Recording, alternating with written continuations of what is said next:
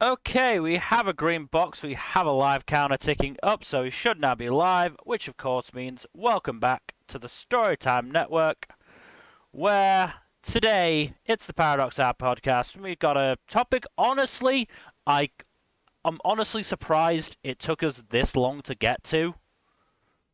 Yeah, honestly, it's kind of a big one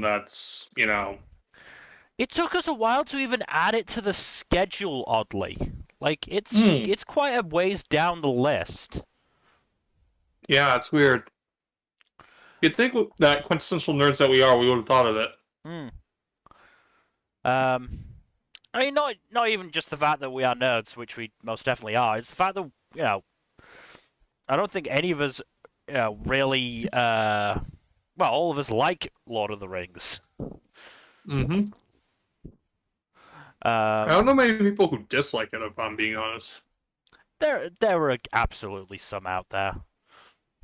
Yeah, but the people out there are who actually dislike Lord of the Rings are weird about it for some reason. It's not even that it's necessarily that people dislike it. Some people have legitimately just not seen it.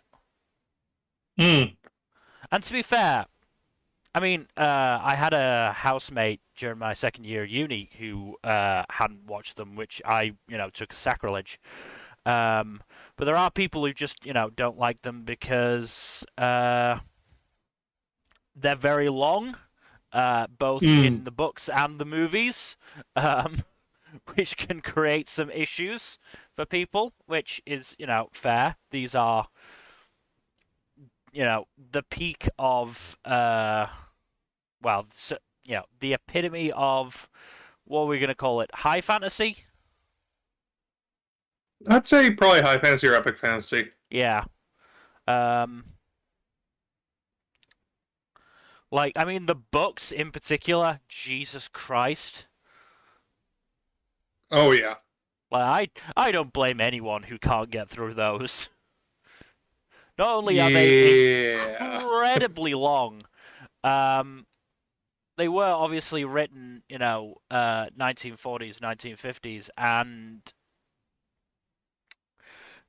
the use of language shows. Hmm. Uh, There is also the one other big flaw in the Lord of the Rings, and that it's kind of a sausage fest. Again, it was written in the 1940s and the 1950s by a God, how old by would Tolkien have by been a by British then? man, by by a a British professor. by a middle-aged British professor. Yeah. Um. So he was Yeah, born in the the um born in the 18 lack of estrogen in the main cast is very apparent. born in 1892. Oh, So jeez. uh These books were published what in like the 50s. yeah, 54, 55. Mm. So yeah, he was in his in his 60s when these books got published. Yeah. So like I get it. Obviously I'm not gonna, say that we should ignore that, but No, there is a but all definite that reason. aside, It is a product of its time. yes. Um, Unfortunately, the aging on this one is not nearly as bad as the aging on some other oh no, works of science fiction and fantasy. frankly, it's aged so much better than the vast majority of the stuff around it. Mm-hmm. Like even Like, Chronicles of Narnia hasn't aged as well. mm, Chronicles of Narnia Well, had that whole religion thing that, yeah. some people can take well, some people can't. Look, C.S. Lewis wants you to know that the lion is Jesus, and if he doesn't, he will die about it. Not just that the lion is Jesus, but he is severely sucking that lion's cock. But yes, Lord Uh, of the Rings overall holds up really well, especially since Tolkien put in a lot of time and effort into making the world of Middle Earth feel like a very fleshed out mm. setting. Well, I mean, Quite frankly, it was more an exercise in world building than it was an attempt at writing a story. It was more a case of, well, if I need to get this published, I gotta write a story around it, I guess. Hmm. Ugh. I mean, I just the want to fact, write about hobbits, damn it. and yet somehow it's a remarkably well told story. Let it never be said that Tolkien didn't have an element of perfectionism to himself. Yeah, I'm pretty sure he wrote The Hobbit in what, like in the 30s and published it in the 30s, and then he took another 15 years about Lord of the Rings. To be fair, I mean this is said in I think it's like a re-released version of Lord of the Rings. He was somewhat distracted by the 6 Year War in the middle of that writing period. Oh no, 100%. I get that. But speaking of Yeah. World Wars, World War One was actually a huge part in shaping Tolkien's attitude towards war in general. Mm. Because, Shocker. like, He I he know. he portrayed war as shitty after going through one of the shittier wars you could have gone through. Yeah, I think World War One is up there, along with Vietnam, for being just an absolute slog for everyone involved. Yeah, it. I mean, that said, he's very clearly stated that nothing in Lord of the Rings is meant to be an allegory for anything he went through. Oh Um, yeah, no, he hated when people tried to tell but him, that's "Hey, this is an allegory, right?" again going off of. I really wish I'd brought my copy out of here so I could actually read from it now. But that was mostly because he took issue with um, like what allegory signified. If I recall correctly, it was something like allegory meant that the author was forcing something on you, and he didn't want that to happen. He'd rather the reader made up their mind themselves. I think. As I said, I can't remember the exact wording that was used. Um, Yeah, Lord of the Rings has a great deal of applicability to it, but hmm, it's not really a work of allegory as it is. Lord, Chronicles of Narnia, to use that again, is much more strongly allegorical than Lord of the Rings is. Lord of the hmm, Rings is, again, it's very much its own story that has a great deal of applicability to it. hmm.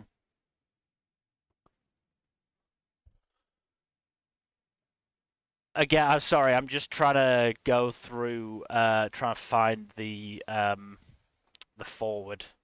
Um,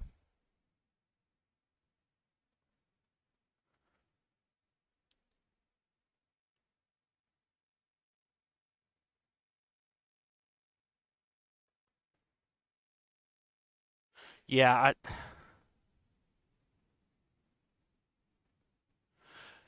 I mean, yeah. There's definitely famous comment about allegory. As I said, I'm trying to actually find it.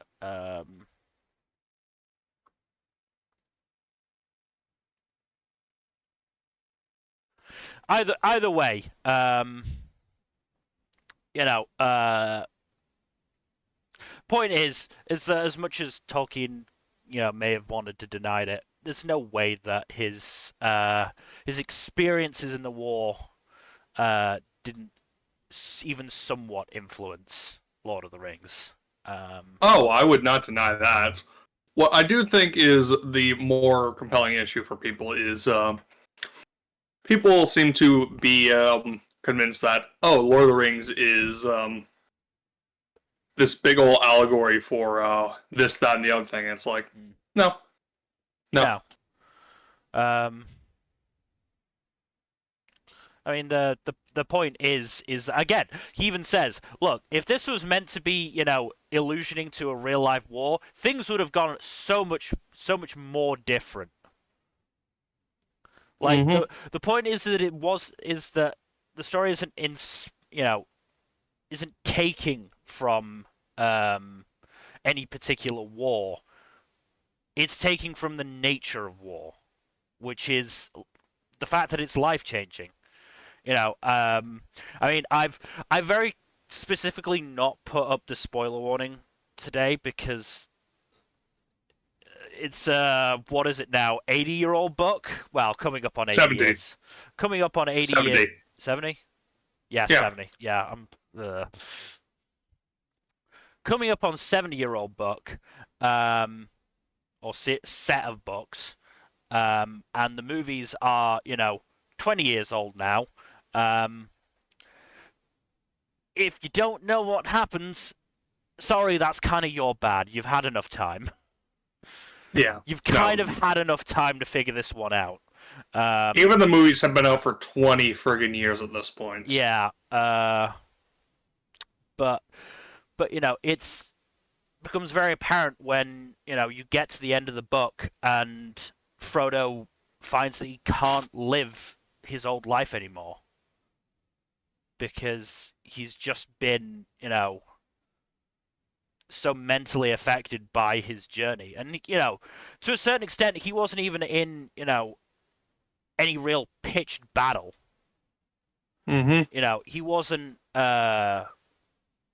technically he wasn't in fighting the way that Merry and Pippin were. But he was in a struggle all of his own against, the one fucking ring. Yeah.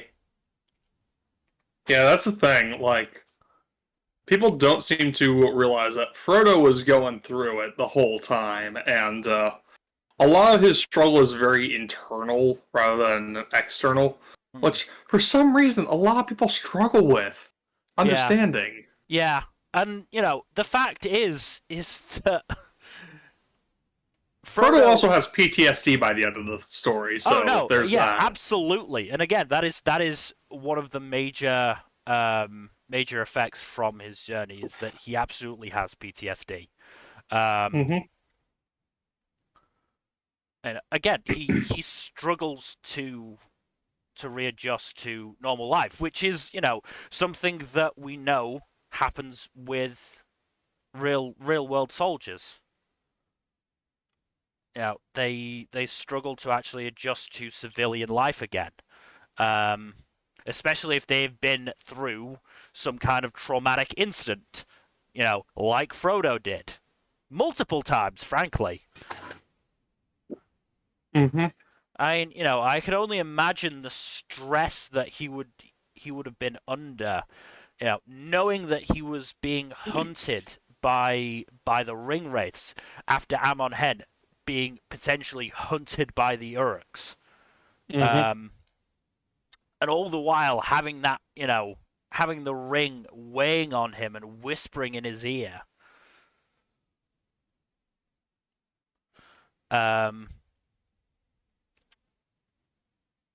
So, yeah, I absolutely do not understand, And to be fair, part of it I think is that I'm not sure how well the movies did at really emphasizing that fact, at emphasizing Frodo's actual struggle. Mm-hmm. I think it's something that obviously comes across a lot better in the books, where it's not even that we really get Frodo's inner thoughts, because that wasn't really something that Tolkien did, if I recall. But because it was just so much longer, you got that much more of a focus on it. Whereas, obviously, even with the extended editions, there's only so much time that could be given to Frodo. And especially considering Peter Jackson did put more of an emphasis on Aragorn's side of the story than the actual books do. Mm-hmm. Turning it into more of a traditional hero's story. Yeah, in the books, I don't think I've read the books in full, at least not for a long time. But the books very much place a lot more focus on Frodo and Sam. Both Two Towers and Return of the King are split 50-50 between Sam and Frodo and the rest of Mm. the Fellowship. But again, you go back through the Lord of the Rings. The Battle of Helm's Deep is like a chapter long, and it's not that long of a chapter. Whereas in Two Towers, the film, it was It was a it was big set I would piece. probably about a third of the movie. Close to it. Like it is this huge set piece. It was like the biggest filmed battle until Game Game of of Thrones Thrones. came along. Yeah, I think Game of Thrones topped it with either Blackwater or Battle No, of the Bastards. I'm trying to remember. I I think it think it was was Battle of the no, I Bastards. think it was Battle of Winterfell. Oh, It was wow. Battle of Winterfell, yeah. Because because I mean in terms of actual when I'm talking about biggest battle, I'm talking about sort of actual length of it on screen. And Battle of Ah, Winterfell was basically an entire hour episode. and 20 Yeah. episode. Yeah, it was an Um, entire short movie about a mm, battle. Yeah, no. What's also interesting is that the whole Shelob encounter actually occurs in Two Towers, if I recall correctly. I mean, yeah. The Amon Hen stuff happens in Two Towers. Yeah, Two Towers is a lot more dense in the books than it is in the films. Again, though, I, They I, had to do some shuffling for pragmatic purposes. I get that. yeah. I mean, I can only assume that they felt, it was better to have Fellowship end with this battle at Amon Hen and the splitting of the Fellowship because that's a good fucking end point. that's Yeah, no. that's a really nice end point. It lets Wait, you where does the split off Fellowship the road. book end then? Um, God, I don't remember off the top of my head. Though actually, I have now found a PDF of the entire Lord of the Rings, which is 1,200 pages long. Um, Fuck me. and I have found that forward. Yes, Tolkien says he dislikes allegory in all its manifestations, um, prefers applicability. Ha! I got that one right. Um, and again, he says an author cannot, of course, remain wholly unaffected by his experience. Um, but the ways in which a story germ uses the soil of experience are extremely complex, and attempts to define the process are at best guesses from evidence that is inadequate and ambiguous. So yeah, uh, Tolkien didn't like allegory. Um, I'm not surprised. He apparently had a very fractious friendship with C.S. Lewis, especially with regards to Shocker! that particular bit. Shocker! C.S. Lewis, who, king of, hey, this lion is Jesus allegory. Yeah. Oh God.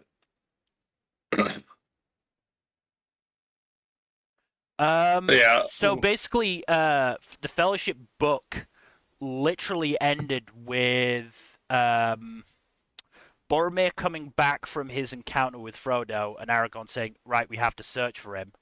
Um, and then Sam going back to the camp and finding Frodo about to leave. Yeah, Aragorn and Frodo didn't have their moment at Amon Hen in the Huh. books. So they added a bunch of stuff in the movies. They I'm added not surprised. again, they added stuff to help Aragorn become more of a central focus of the tale.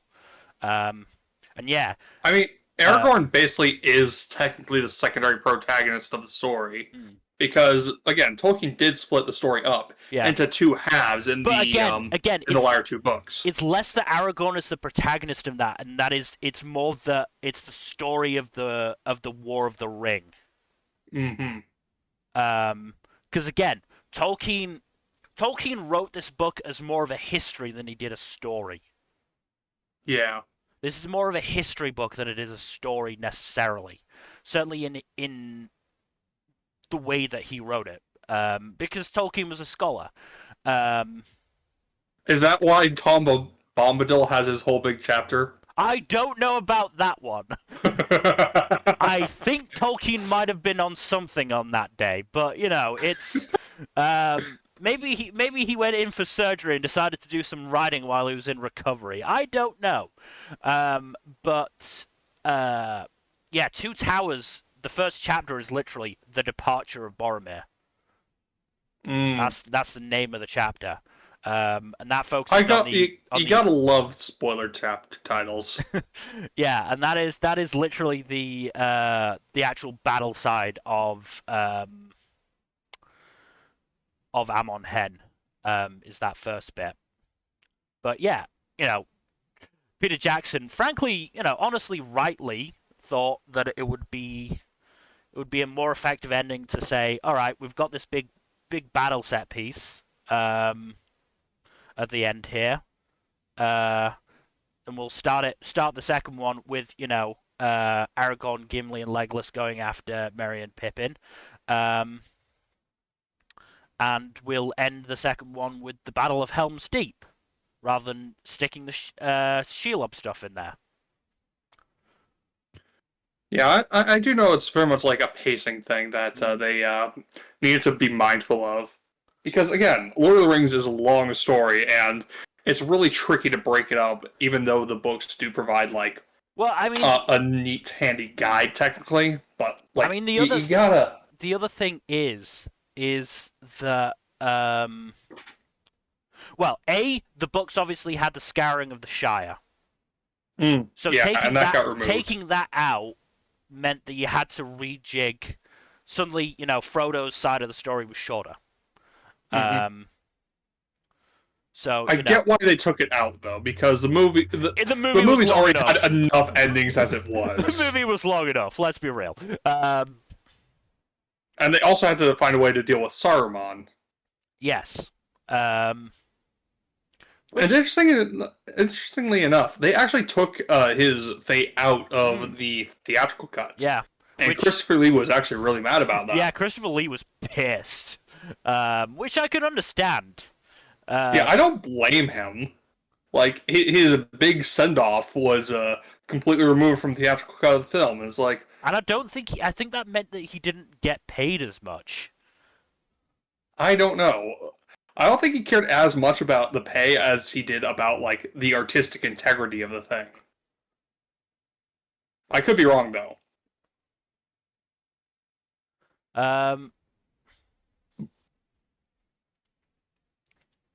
However, I did watch the extended cuts of everything, so I did see the death scene that they used for Saruman, and it is basically a reworked version of the death scene from the books, if I recall correctly, where what's his face, Wormtongue stabs Saruman and then is shot by an archer. It's just in the movie the archer is Legolas. And also Saruman falls off the top of his tower and gets impaled on a water wheel. They really went all out for that.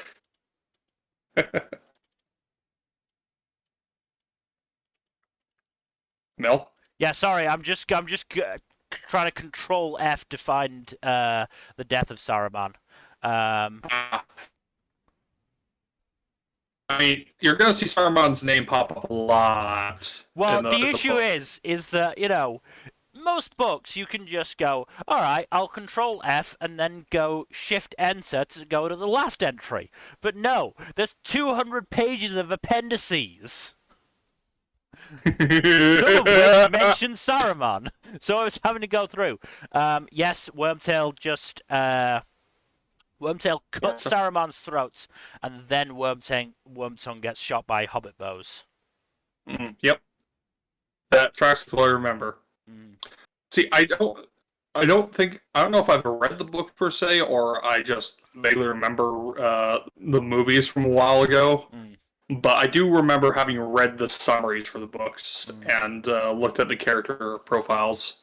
So I do know, like, the gist of how it goes in the books. So yeah, It's just in terms of the books, I first read them when I was quite young actually, because I think I was like was I year 5 I want to say, which is sort of 9, 10ish. Um, the fact that I managed to get through them is honestly miraculous.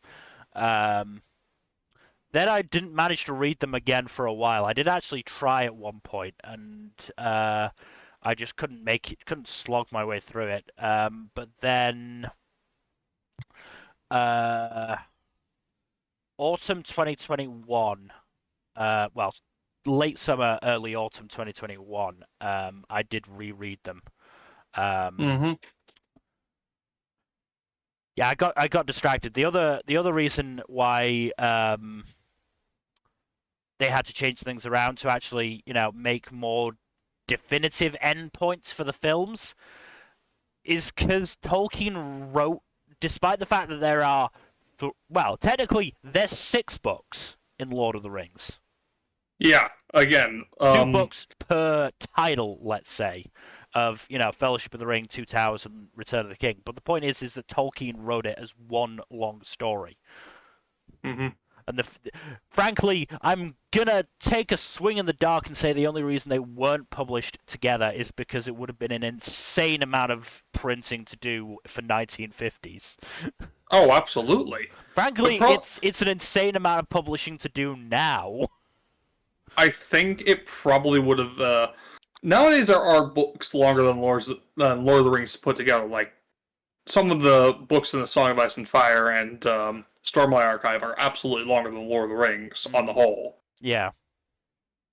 But that's very few books, and all of those books are like 1,000 pages. Ah, Which, yeah, yeah. Ah, uh, okay. So part of the reason Christopher Lee was annoyed about his death scene getting cut is that it meant he got left out from an award for best ensemble cast. mm, Because that's the yeah, thing. that sucks. While Fellowship of the Ring and Two Towers did win awards, Return of the King was the one that Won won all the of the lion's share awards. of them. Yeah, It's somewhat annoying, because if I'm brutally honest, I think Return of the King is the weakest. I actually really like Return of the King. Don't get me wrong. I don't think it was bad. I don't think the Return of the King is bad. I still like Return of the King. I just think that I just prefer Two Towers and Fellowship more. Again, each movie has its own proponent. Each entry, rather, has its own proponents.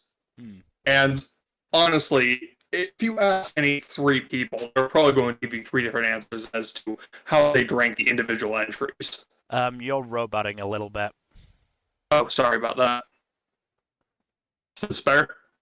Not really. The hell?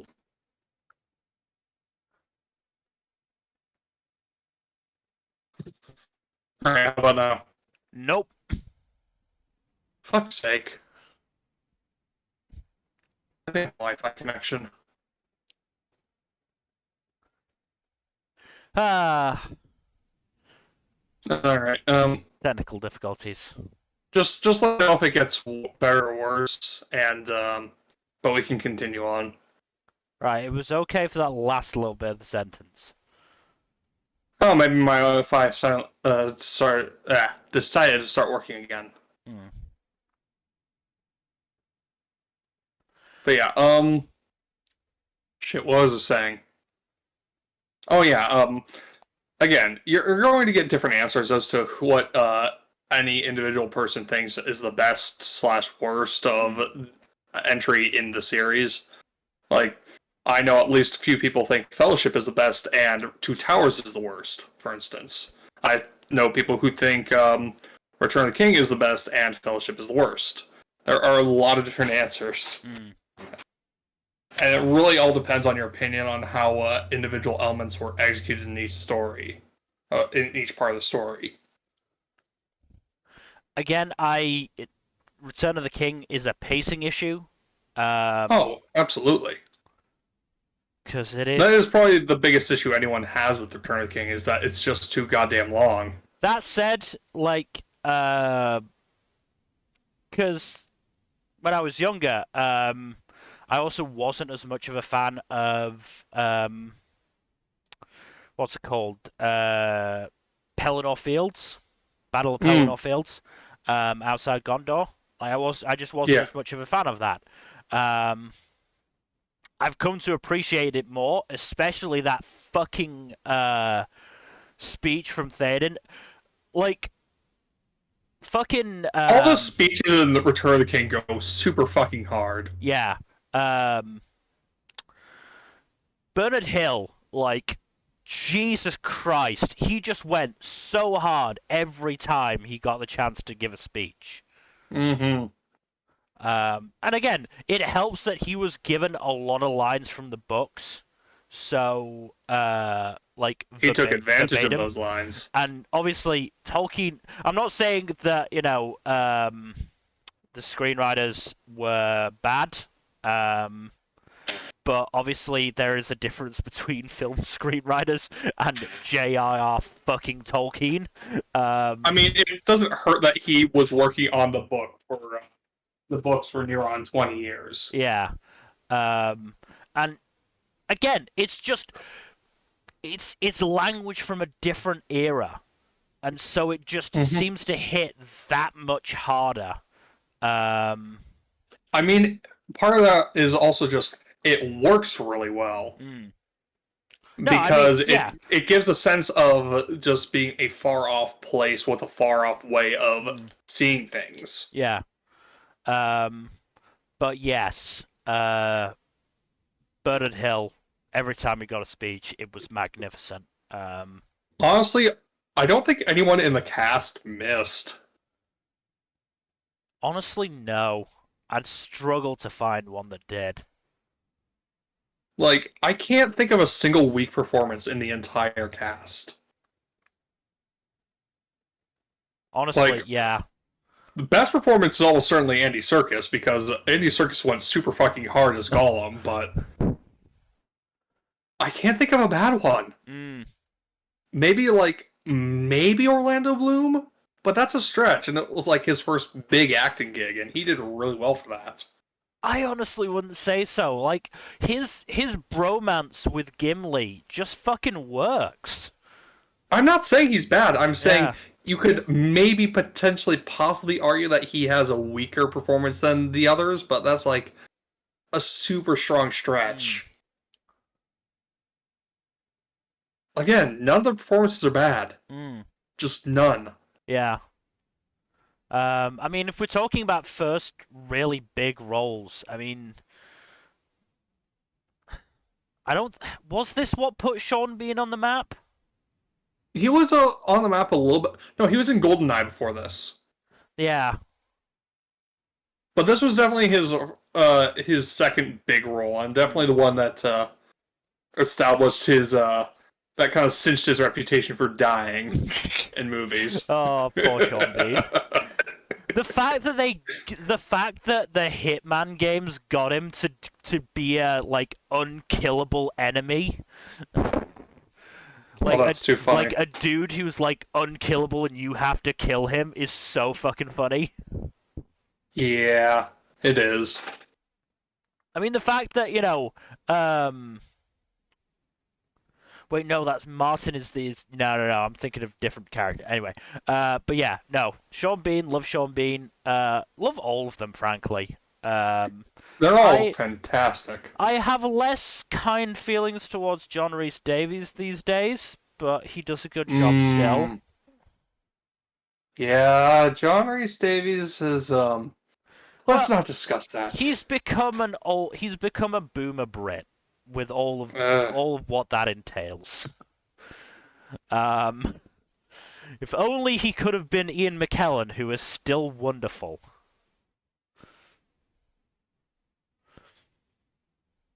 yeah, Ian McKellen is just a gift. I mean, again, there are so many of these actors that you just go, I can't imagine anybody else in this role. Ian McKellen is one of them. Viggo Mortensen is another. Christopher Lee is another. Yeah. Um, I mean, Viggo Mortensen basically became Aragorn for the for the length of the filming. Yeah, he did. Like, He apparently, also got injured a couple times well, too. yeah, Like I two think, towers, I believe. He kicked a helmet and broke his toe in the process. yeah, That scream was real pain. yeah, that's pretty good. That's a really funny story. Yeah, um, I think he also like broke a rib, I um, think so. Yes. something like that. I can't remember exactly what it was, but Also, that bit in the Fellowship where that orc throws a knife at him, yeah, that that's was an actual knife. yeah, that was real. The actor under the Uruk makeup was supposed to like miss the throw wildly, and then they just added in post with Aragorn doing the cutting it out of the air. But Hmm. because of the prosthetics, the guy couldn't see that well and threw it actually at him. It's like that could have gone so wrong. And yet it worked. Yeah. But yeah, but it worked because the film's swordmaster described him as the best swordsman I've ever trained. Yeah, Viggo Mortensen went real hard on training for the Like, role. like when you look, method acting has a bad name now because actors and actresses are using it as an excuse to be shitty people when they're playing Jared villains. Leto. Jared Leto. hmm Um, like Viggo Mortensen is what you want when you say method acting. Because he just became like an old medieval dude who was really nice. He bought his horse from the film because he That's couldn't sweet. because he couldn't That's real bear to be sweet. parted from it. That's really nice. Yeah, like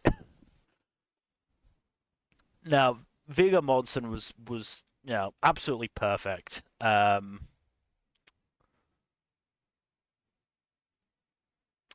But Yeah. Then there, of course, there's Elijah Wood, who I am pretty sure that Frodo was his breakout role. I think so.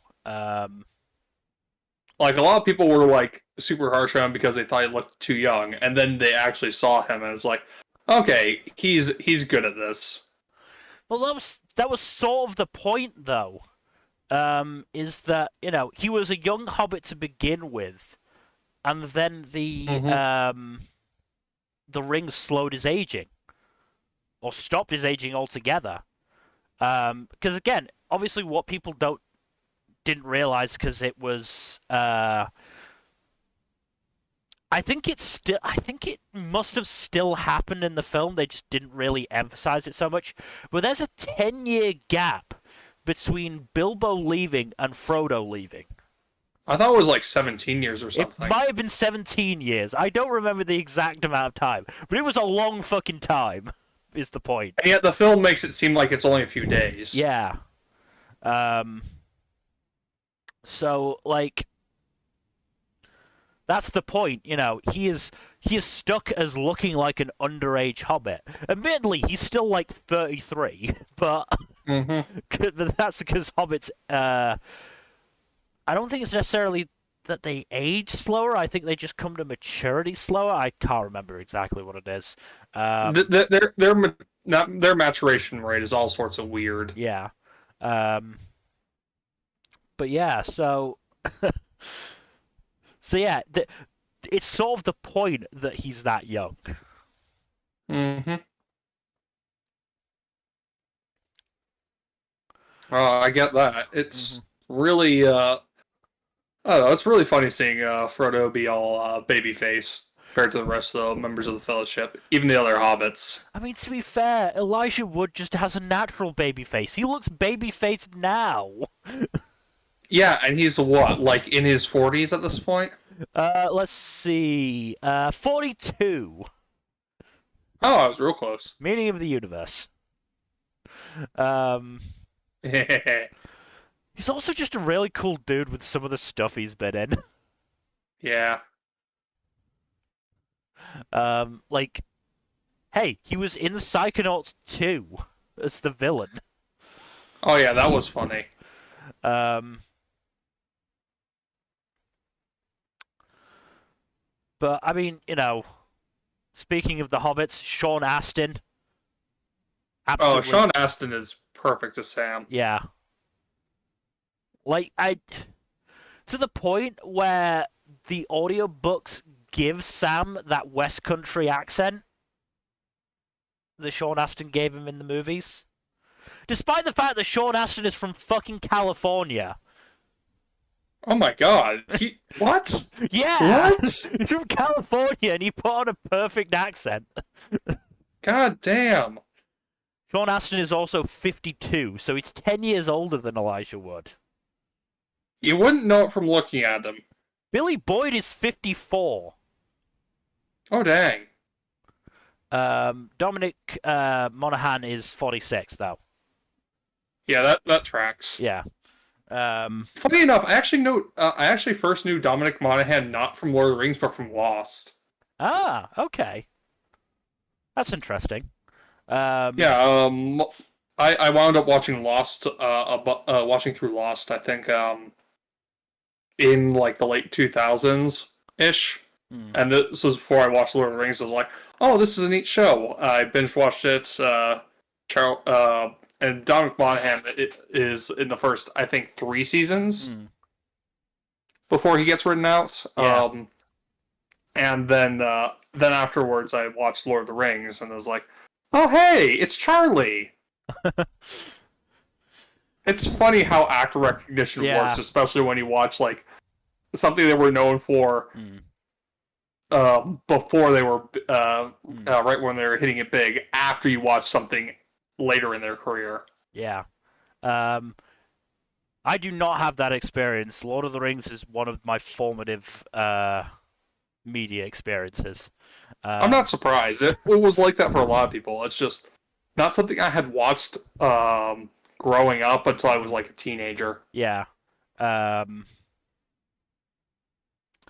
but yeah, I when I was a kid, most of my games would revolve around, killing orcs of some kind.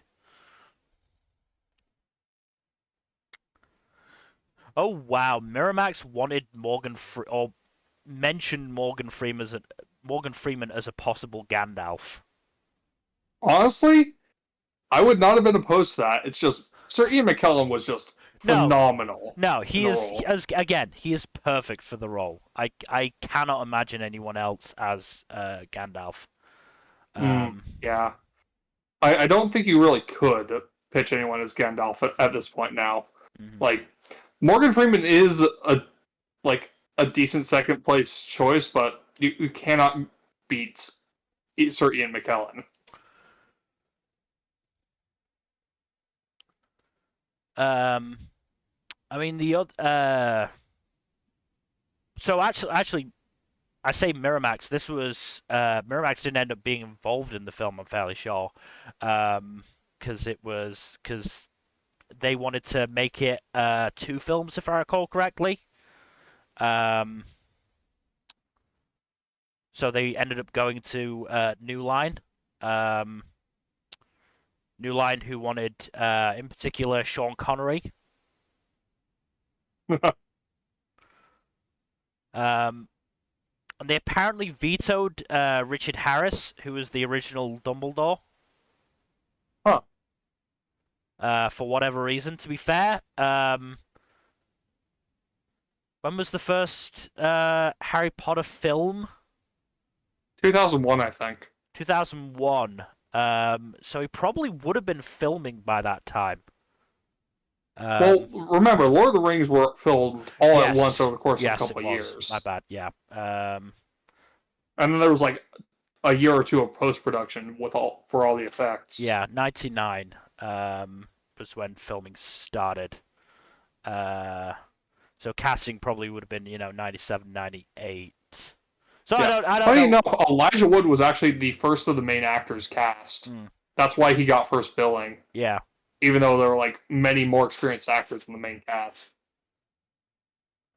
So yeah, I don't know why they passed on Harris, but I'm glad they did. He was honestly a better Yeah. Dumbledore, and better than Gambon. Hmm. Um, Unfortunately, he wouldn't be able to play the whole no. role. So Mm.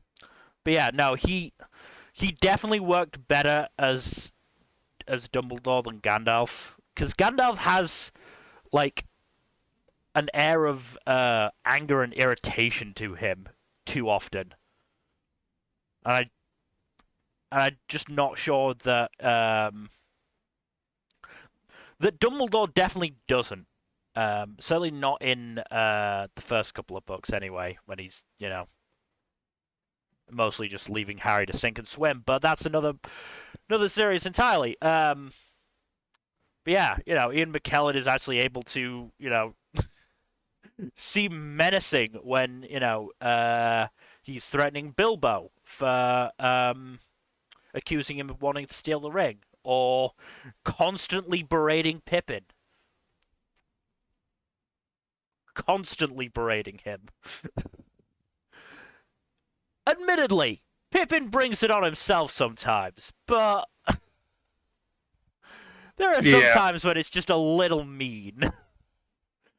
Like, again, extended edition of Fellowship of the Ring, when Gandalf is trying to figure out the riddle for Moria.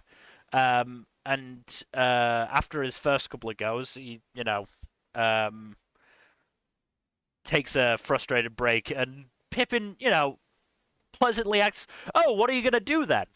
And it's just like a relatively innocent question, and Gandalf is like, "I'm gonna bang your fucking heads on the doors to make them open."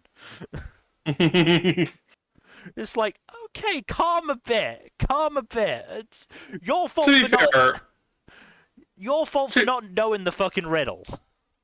mm, It's not that hard of a riddle.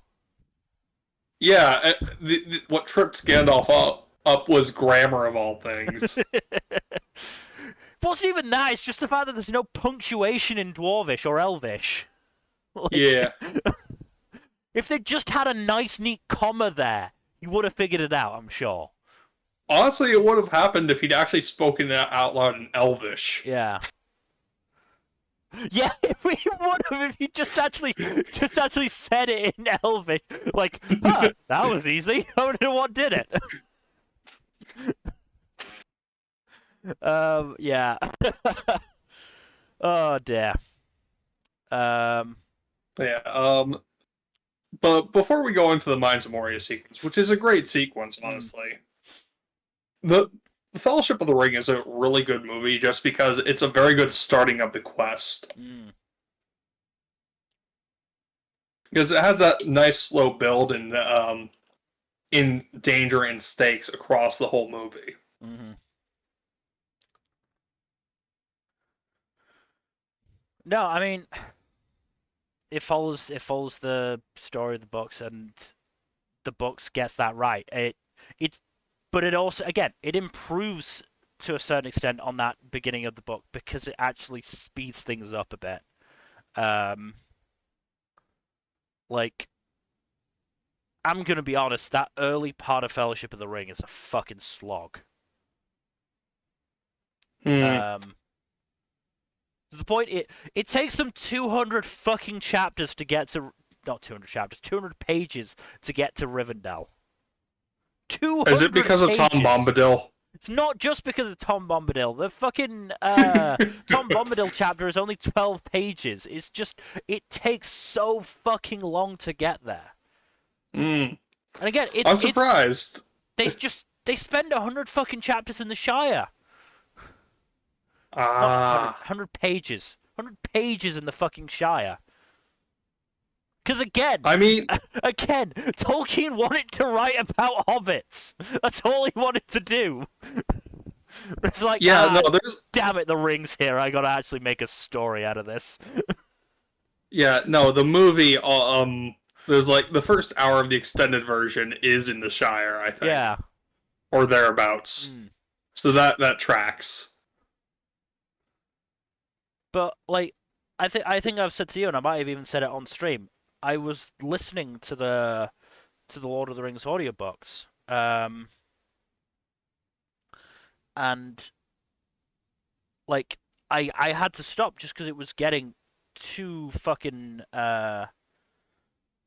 too fucking boring to a certain extent. Like the first three chapters are all an hour long in the audiobook. Holy shit! So they're not even out of the Shire in the audiobook by the time the fucking first film is ending. Jesus.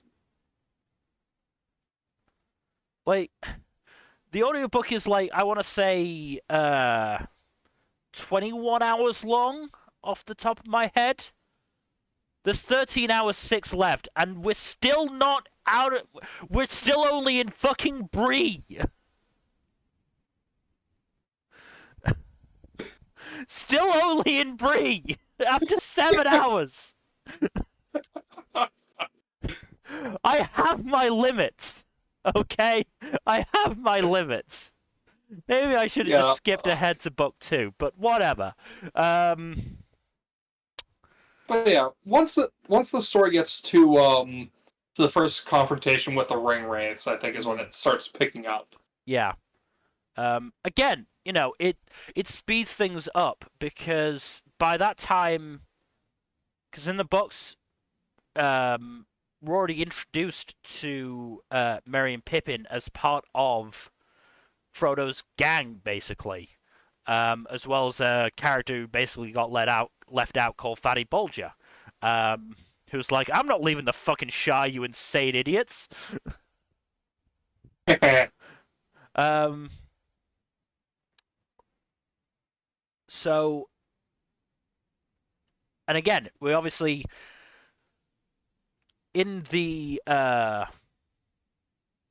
film, we go from the first encounter with the ring wraiths to Bree. There's nothing in between.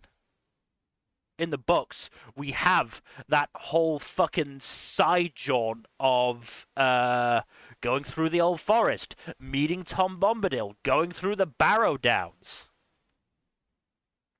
That's 3 chapters right there. For all I hear about Tom Bombadil, I am surprised that his chapter is only 12 pages long. To be fair, he also appears in the Barrow Down stuff because he rescues them. So technically he's in 2 chapters, and that takes his page count up to 26. But 26 out of 1,000 pages is still not that much. Yeah. But it's just that it's so fucking insane. I'm completely out of nowhere, yes. He wears the... I'm fairly sure he wears the ring and he doesn't go invisible. He just ignores it. Yeah. Yeah, he's supposed to be some sort of ludicrously powerful bystander who doesn't get involved in things. Yeah. And yeah, I still have no idea why Tolkien wrote him. I don't either. But yeah, anyways, but after the first encounter with the ring wraiths, and then after the first conflict with the ring wraiths, is the story picks up substantially, and then we get Frodo getting shanked, and then the journey to Rivendell. Yeah, where Jackson actually made that more actually added Arwen's presence there. Yeah, Arwen wasn't what's the name of the elf? Glorfindel, right? Glorfindel, yeah. Yeah, I think the change to make it Arwen was a better choice. Yeah, it was, because it actually established Arwen and her relationship with Aragorn. And also, gave her something to do rather than just sit home the whole trilogy and wait for her beloved and all that shit. I mean, I think arguably, I'm not sure how well her story worked in... Was it Two Towers? Or was it Return of the King? I think it was Two Towers. Return of the King? Which one? Two Towers is the one that has her doing almost nothing, and Return of the King is the one where she's dying for reasons. Well, Two Towers is Apparently... the one where she starts leaving with the other elves and then sees a vision of her kids, and it's and then she decides to go back. Something like that, yeah. Yeah, that's more what I'm talking about. I just don't think that one worked that well. apparently, originally she was supposed to participate in the Battle of Helm's Deep, Mm, but the creators of the films realized that that made no goddamn sense and wrote her out of the sequence. hmm. But that's why you have the elves showing up at Helm's Deep. When I don't think they do that in the books. No, they don't. I think they. I think what happens is they show up with Gandalf. I I don't know. think. But yeah, Um, no, they had the whole bit with Arwen showing up with a bunch of elves, and they were a good chunk of the way through principal photography when they realized, like, yeah, this is not going to work with Arwen, so they had mm, to cut her. But mm, apparently, if you look for some still frames, you'll see her in some wide shots. right. But yeah, still interesting to think about. Mm, Yeah, I do feel like out of all the female characters in the story, of which I think there are only four named female characters in the whole film series. mm. No, five. There's five. Forgot about Shiloh because she's a scary giant monster thing. Yeah. Yeah, you got Arwen, you got Eowyn, you got Galadriel, you got Rosie, and you got Shiloh. Mm. And that's it. And of Um, those, I think Eowyn has the biggest role. mm. To be fair, she has the biggest role in the books as well. Yeah, I'm not surprised. Because her whole thing in Return of the King does still happen. Yeah, And then she she, gets the badass "I am no man" moment and yeah, shanks the Witch King in the fucking face. uh, Which, badass. mm. And then she gets a side plot where she falls in love with Faramir. Um, Yep. They kind of had to speedrun that in the movies, even the extended version, because mm. Let's be real, Return it of the King wasn't. is a really fucking long movie as it is. Let's be honest, it wasn't that important.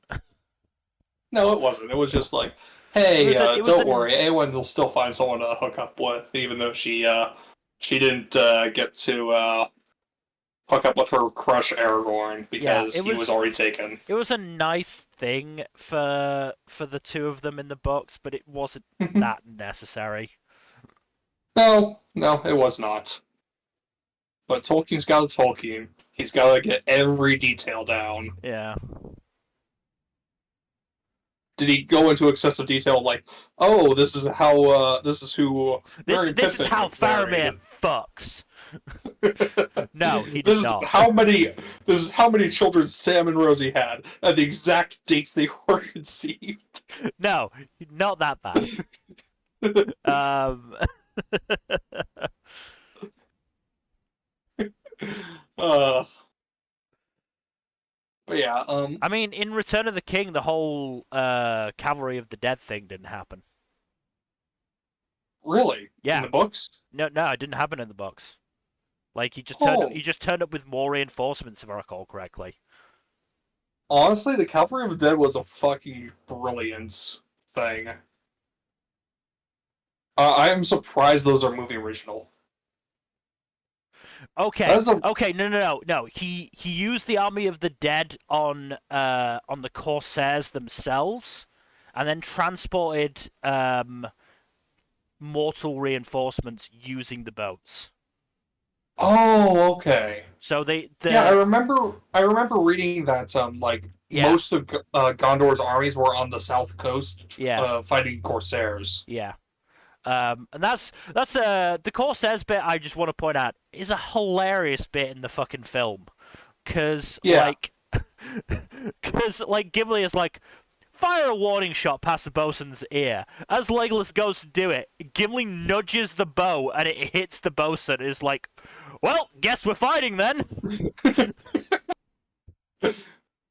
Honestly, for all the gripes I have about Gimli being turned into comic relief in the movies, I do think he does have some good comedic bits. What? You say that, but in the books nowadays, honestly, he is also comic relief because he simps so hard for Galadriel. so Can, hard. He is can willing. you? He is willing to kill Eomer for saying that Galadriel is not the most beautiful woman in the world when Eomer has just been crowned king of Rohan. Can you blame him though? He is so. Can you? He is like a finger's width away from killing Eomer. It's so funny. He's such a simp. I I almost can't blame him though because Galadriel is friggin' awesome. Also, I'd like to point out there's some things that you would imagine are film only, but they are actually in the books. Like Sam's potato speech, that's in the fucking books. Tolkien Oh, wrote God. that. Tolkien wrote that. Oh god. Like Tolkien. Never overestimate how stuffy a writer could be. They can put together some really funny shit. But the other thing, the thing that I was gonna bring up, fucking Gimli and Legolas's kill competition, that happens in the books. I'm honestly not shocked. They actually compete. I am not shocked, actually. Which actually comes to a gripe I have about it. The fact that, let's be real. Out of all the people in the Battle of Helm's Deep, you'd imagine that the three deadliest people in the entire battle are Aragorn, Legolas, and Gimli. Let's be real. Yeah, of course. Legolas and Gimli only killed a total of 83 Uruks out of 10,000. I somehow don't buy that. Yeah. Like, The only reason I would think Legolas would get that few kills would be because he ran out of arrows. that's the thing. Like, very early on in the battle, he is like, "Oh, I've killed 19 already." It's like there's another three quarters of the battle still to go. What the fuck was he doing? Yeah, I don't get that. They really should have. They lowball the number of kills that they probably got in the movies. Yeah. Or is that in the book too? No, that's the amount in the books as well. Yeah, that Tolkien lowballed that. Again, it's because the Battle of Helm's Deep was not as big of a deal in the books. And they sort of hid for a while, I think. But here is a change with the kill competition, which I fucking love. You watch the extended editions. In the movies, Gimli goes, you only killed 41. I killed 42 while sitting on an Uruk, and Legolas draws an arrow, fires it right at the Uruk, and hits between Gimli's legs. It goes 42. Or was it 43 or something like that? And Gimli's like, that doesn't count. He's already dead. He was twitching because he's got my axe embedded in his nervous system. Which, Gimli knowing about nervous system. In the books, Gimli goes, yeah, I bested you by 1. And Legolas is like, I don't care that you won. I'm just so glad to see you alive. And it's just like, wow, the movie made Legolas petty. He was willing to shoot Gimli in the crotch just to draw that competition in the movies. Oh god. Another anachronism that's fucking hilarious is Uruks knowing what menus are. Actually, no. Menus have been around for a long-ass time. Why would Uruks have menus? They don't have restaurants. Well, no, the point is, though, menus have been around since fucking Roman times. I'm not denying that menus will have existed. I'm denying that orcs and Uruks will have encountered menus. Okay, you know what? Fair. I'm not denying that, say, the hobbits would know what menus are, but I'm doubting that the hobbits stopped to tell the lead Uruk, hey, if you say this line, it'll be so fucking funny. Looks like meat's back on the menu, boys. Like, God, so many lines got turned into memes from the yeah, movies. rightly so. Yeah. Uh, Potatoes. um, What was the line? boil Boil them, 'em, mash 'em, boil them, stick 'em mash in a them, stick them stew. in a stew. Yeah. And of course, my precious. Hmm. But yeah, again, I don't have an issue with menus existing in Middle Earth. I take issue with orcs and uruks knowing what they are. Because You know what? Fair. there's no way Saruman was like, okay, you've just been created. There's where you get your weapons. There's where you get your armor. There's the Uruk Cafe here, right here in Isengard. There's the Isengard Cafe. Hope you enjoy what we've got on offer there. Mm-hmm. Um, yeah, just uh, Yeah. Look, there's also just so much going on with the. I do like that they kind of have like a rotating cast of prominent orc or urukai baddies in yeah, each engagement with them, so that we have like kind of a face to the enemy. yeah. Um, though I again, don't recall the names of any of them, but um, the one in Fellowship of the Ring is Lurtz. I remember that. right, right, The one leading the army at Gondor in in Return of the Return of King, the King was Gothmog, right. and his fucking death is so funny.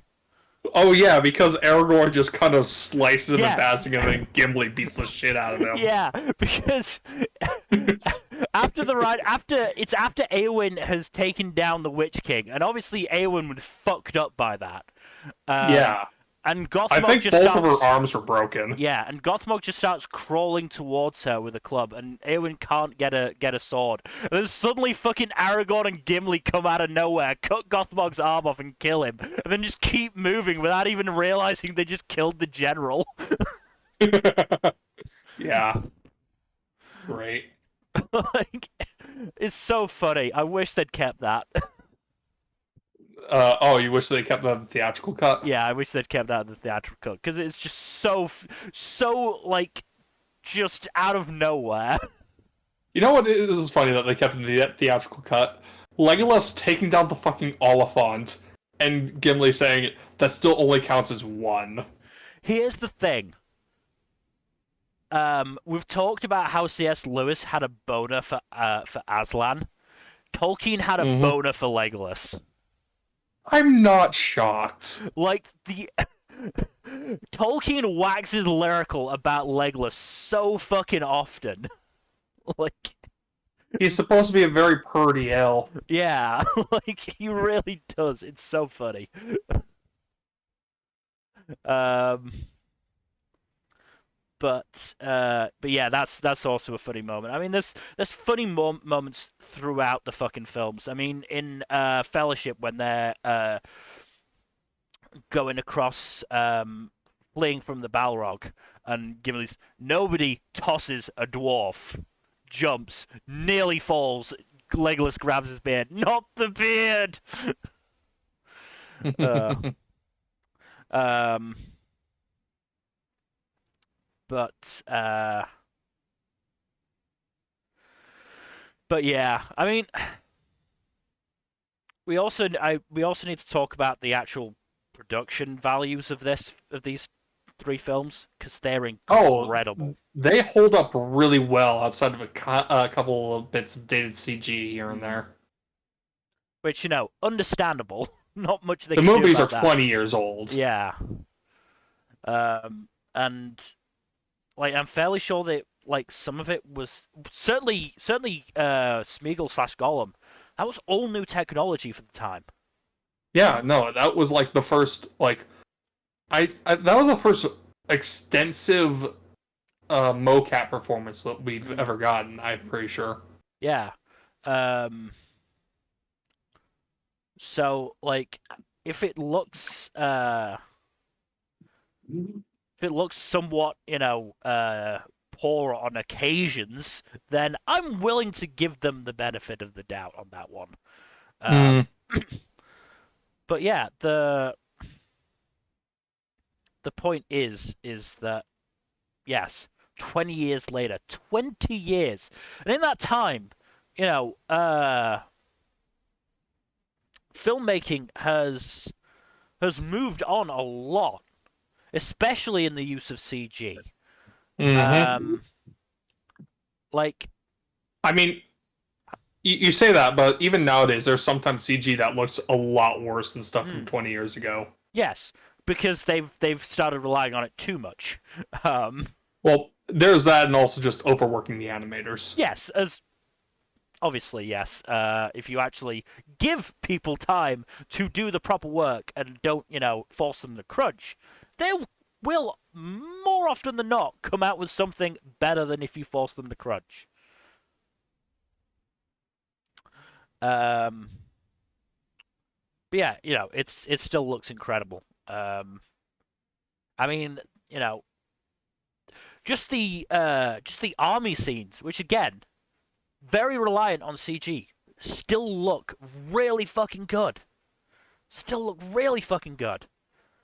That charge of the Rohirrim in Return of the King, like where you get that wave of horses coming onto the flank of the Orc army, Yeah, still looks that's fucking incredible. incredible.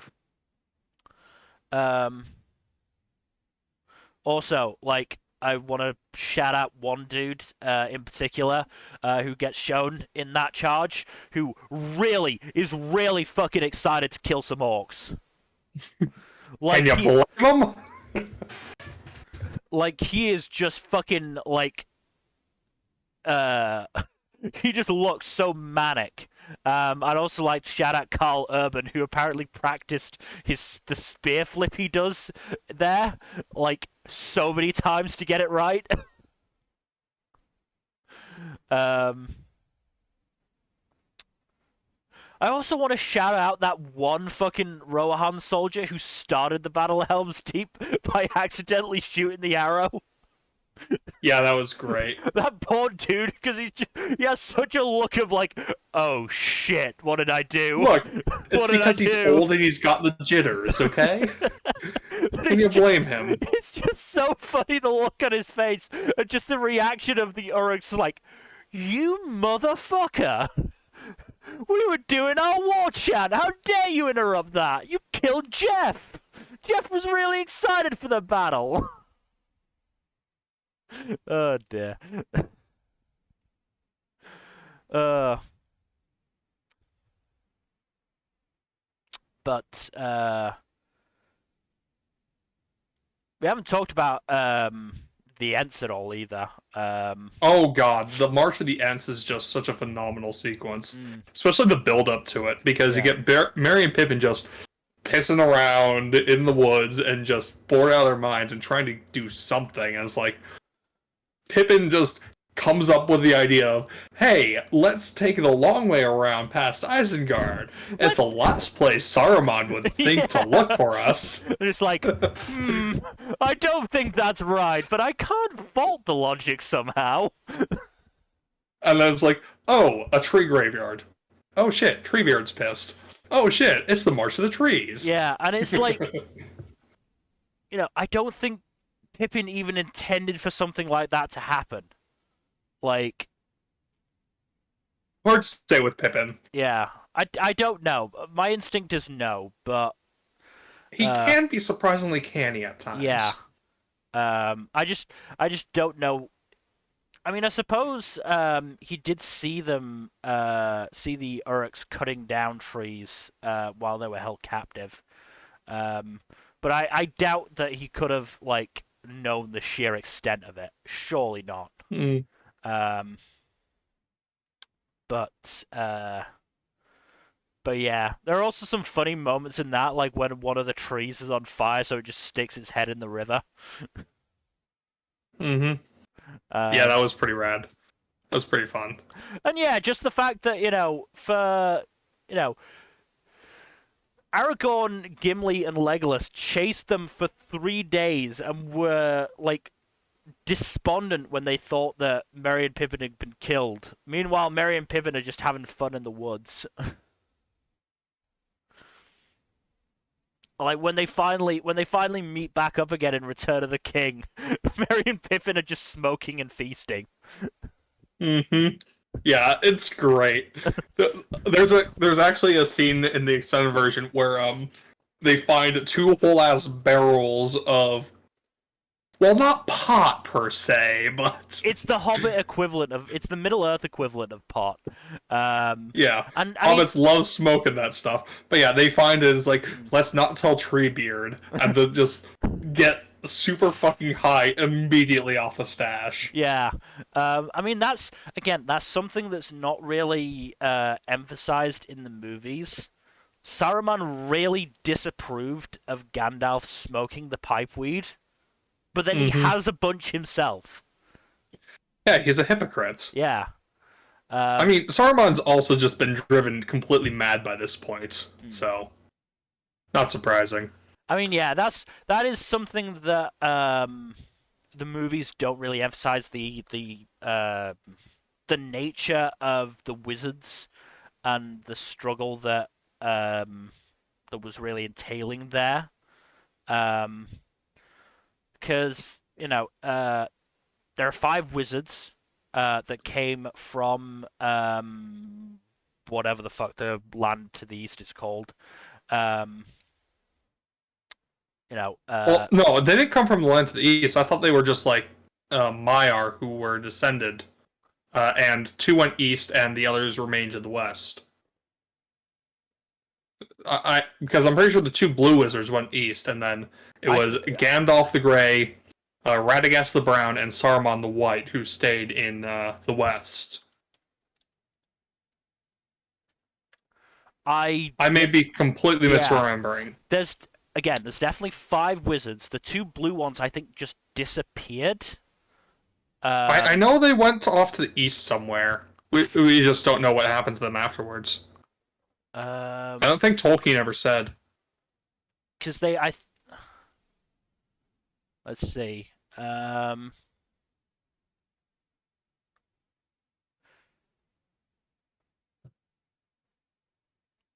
yeah, I,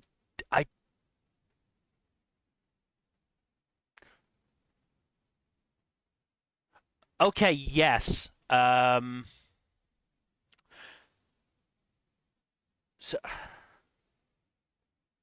so they didn't go to the east in the sense of the elves going to the east What do you mean to the to west? the west. That's what I'm meaning. That's where I'm getting my issues confused. They came from the west. Yeah, no, I remember Yeah. Yes, the they Blue Wizards went east and eastern oh, did east something against Sauron? yeah, eastern and southern parts of Middle Earth, and then they just disappeared, I think. They Mm-hmm. just gave up eventually. Because Tolkien basically said that only Gandalf remained faithful. Um, What happened with Radagast then? I think he got too caught up in like the animals. Ah, okay. Yeah, in the plants and the animals.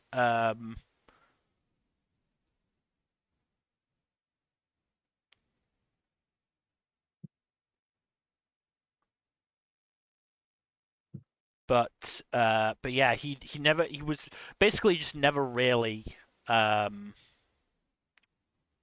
did much to fight Sauron. And obviously Saruman, you know, turned on them. Um,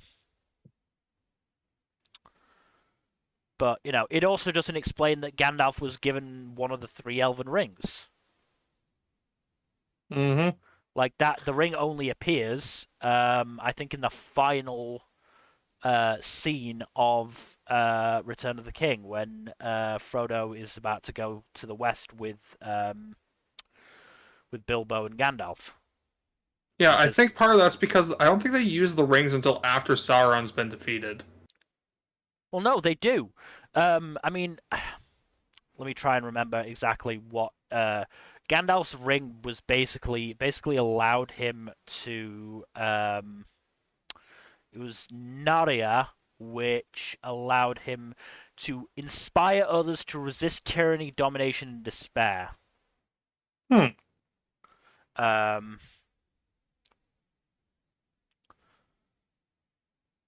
so basically, what he used it for was part of his role as to inspire the people of Middle Earth to keep fighting. Um, so I mean that's the thing. Gandalf is technically not allowed to take a particularly active role in the war. He's only allowed to help the peoples of Middle Earth fight Sauron. Hmm. I Um, mean, he still does wind up needing to take something of an active role because well, there's no one else at points. when I say active role, I mean actually exerting his powers as a Hmm. Maiar. Um, Yeah, I think the farthest he goes in that regard is beating the Balrog and yes, fighting the Ring Wraiths. yes. Um, I'm not even sure if he even uses it against the ring wraiths in the books. Um, Well, I think the only direct action he takes against the Ring Wraiths is defending the retreating Gondor cavalry from them in Return of the King. hmm, um, Because yeah, he doesn't pull off any magic bullshit against the Witch King when they have their confrontation. hmm. But yes. The basically the big time he used his power was against the Balrog, who is um, a force of Oh, Morgoth.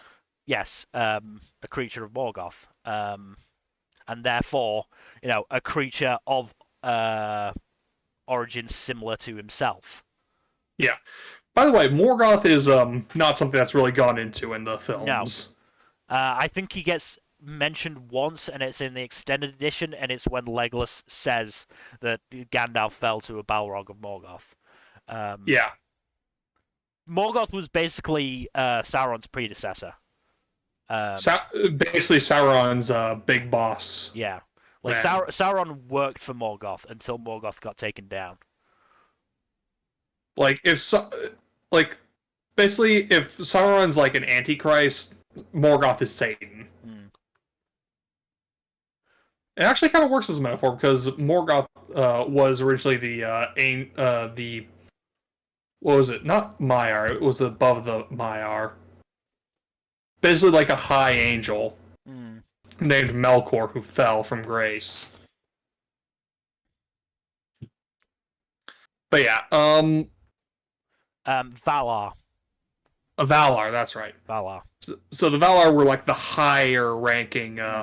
not quite gods, Yeah, and they basically served directly under the actual god of Middle Earth. fucking Tolkien, fucking Tolkien. The fact that he Yeah, did no, all of this. yeah. Frankly, we could do Yeah. we could do an entire 2-hour podcast in the history of Middle Earth and the history Oh of god, that takes so long. yeah. It's so fucking long. It's so detailed. Yeah. Um. So fucking pantheon. Oh, by the way, I looked this up, and apparently Daniel Day Lewis was offered the role of Aragorn when Multiple they were times. casting. Yeah. Multiple times.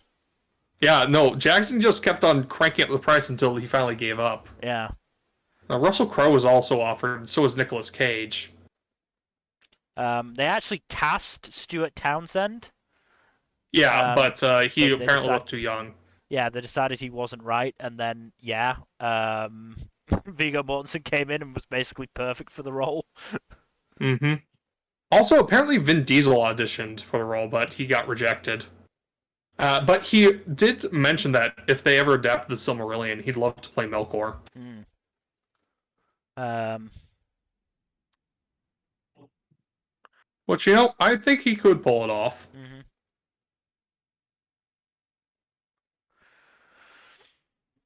Oh yeah, Patrick Stewart was also in talks to play Gandalf. Hmm.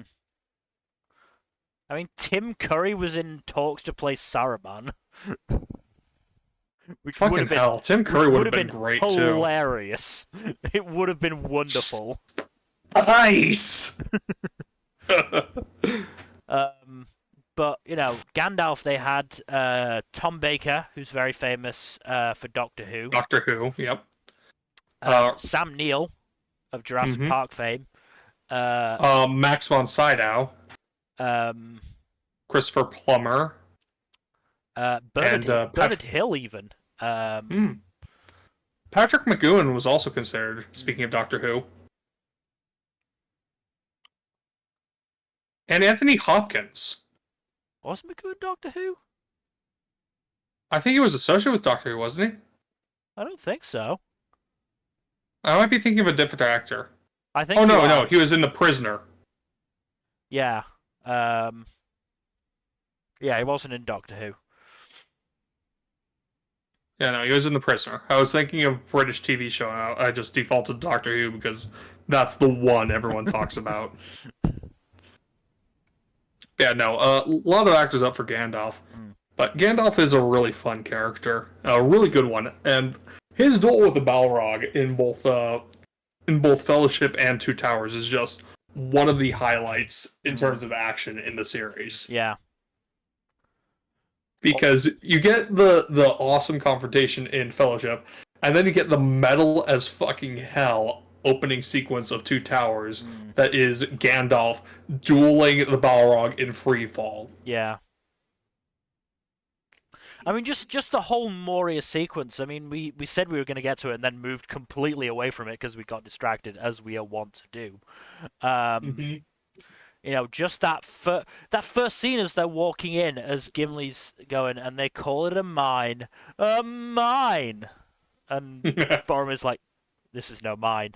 This is a tomb." And Because there's a shit ton of corpses, yeah. yeah, lots of corpses. And again, Most of them are quite old, too. Mm, well, I mean, I think Balin, Balin from The Hobbit, yeah. yeah, left not a huge amount of time after the events of The Hobbit. And The Um, Hobbit was like 50 years before The Lord of the yeah. Rings. I mean, I'd have to check to get to know the exact timings.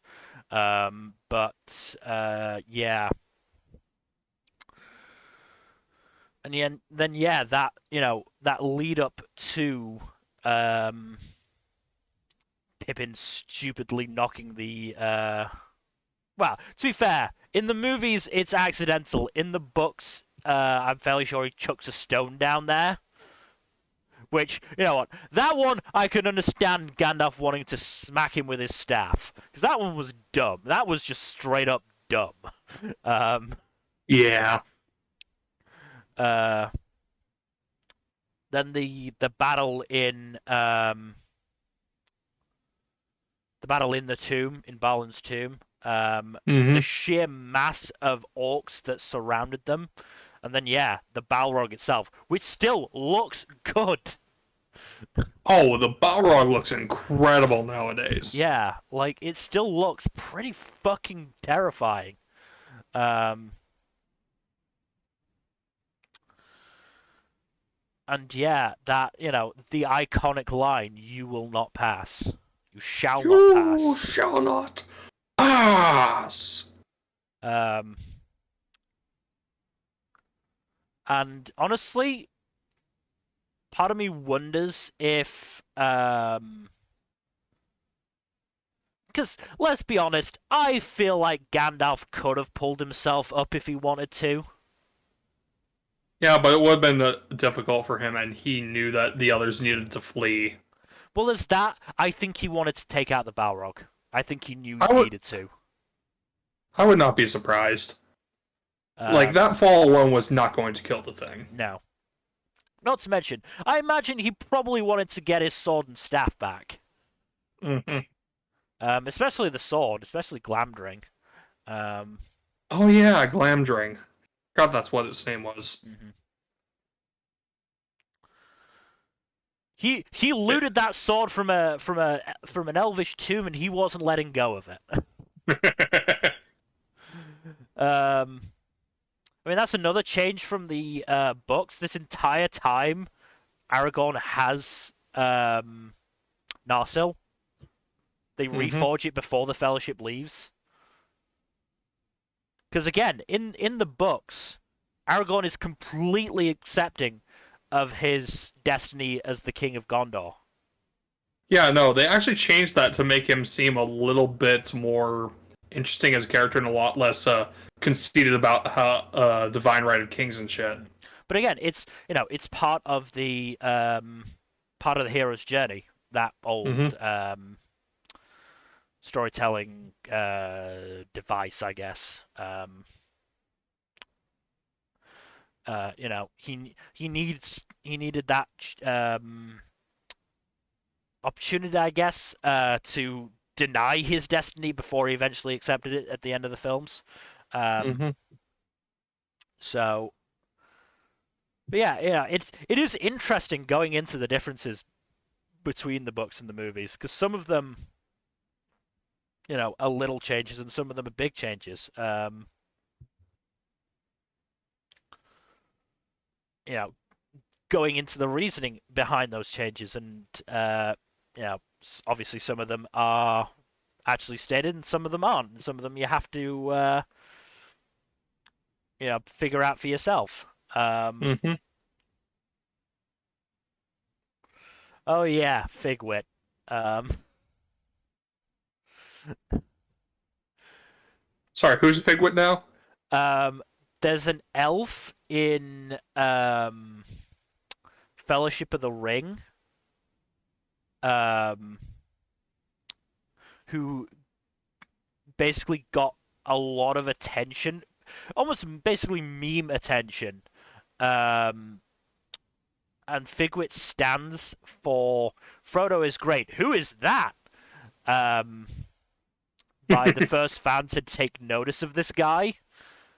Like he was just supposed to be a nothing Oh, a nameless extra. nameless extra, and then he just I think he ended up turning up in The Hobbit. Um, Mm. okay, no, the actor played another elf in The Hobbit.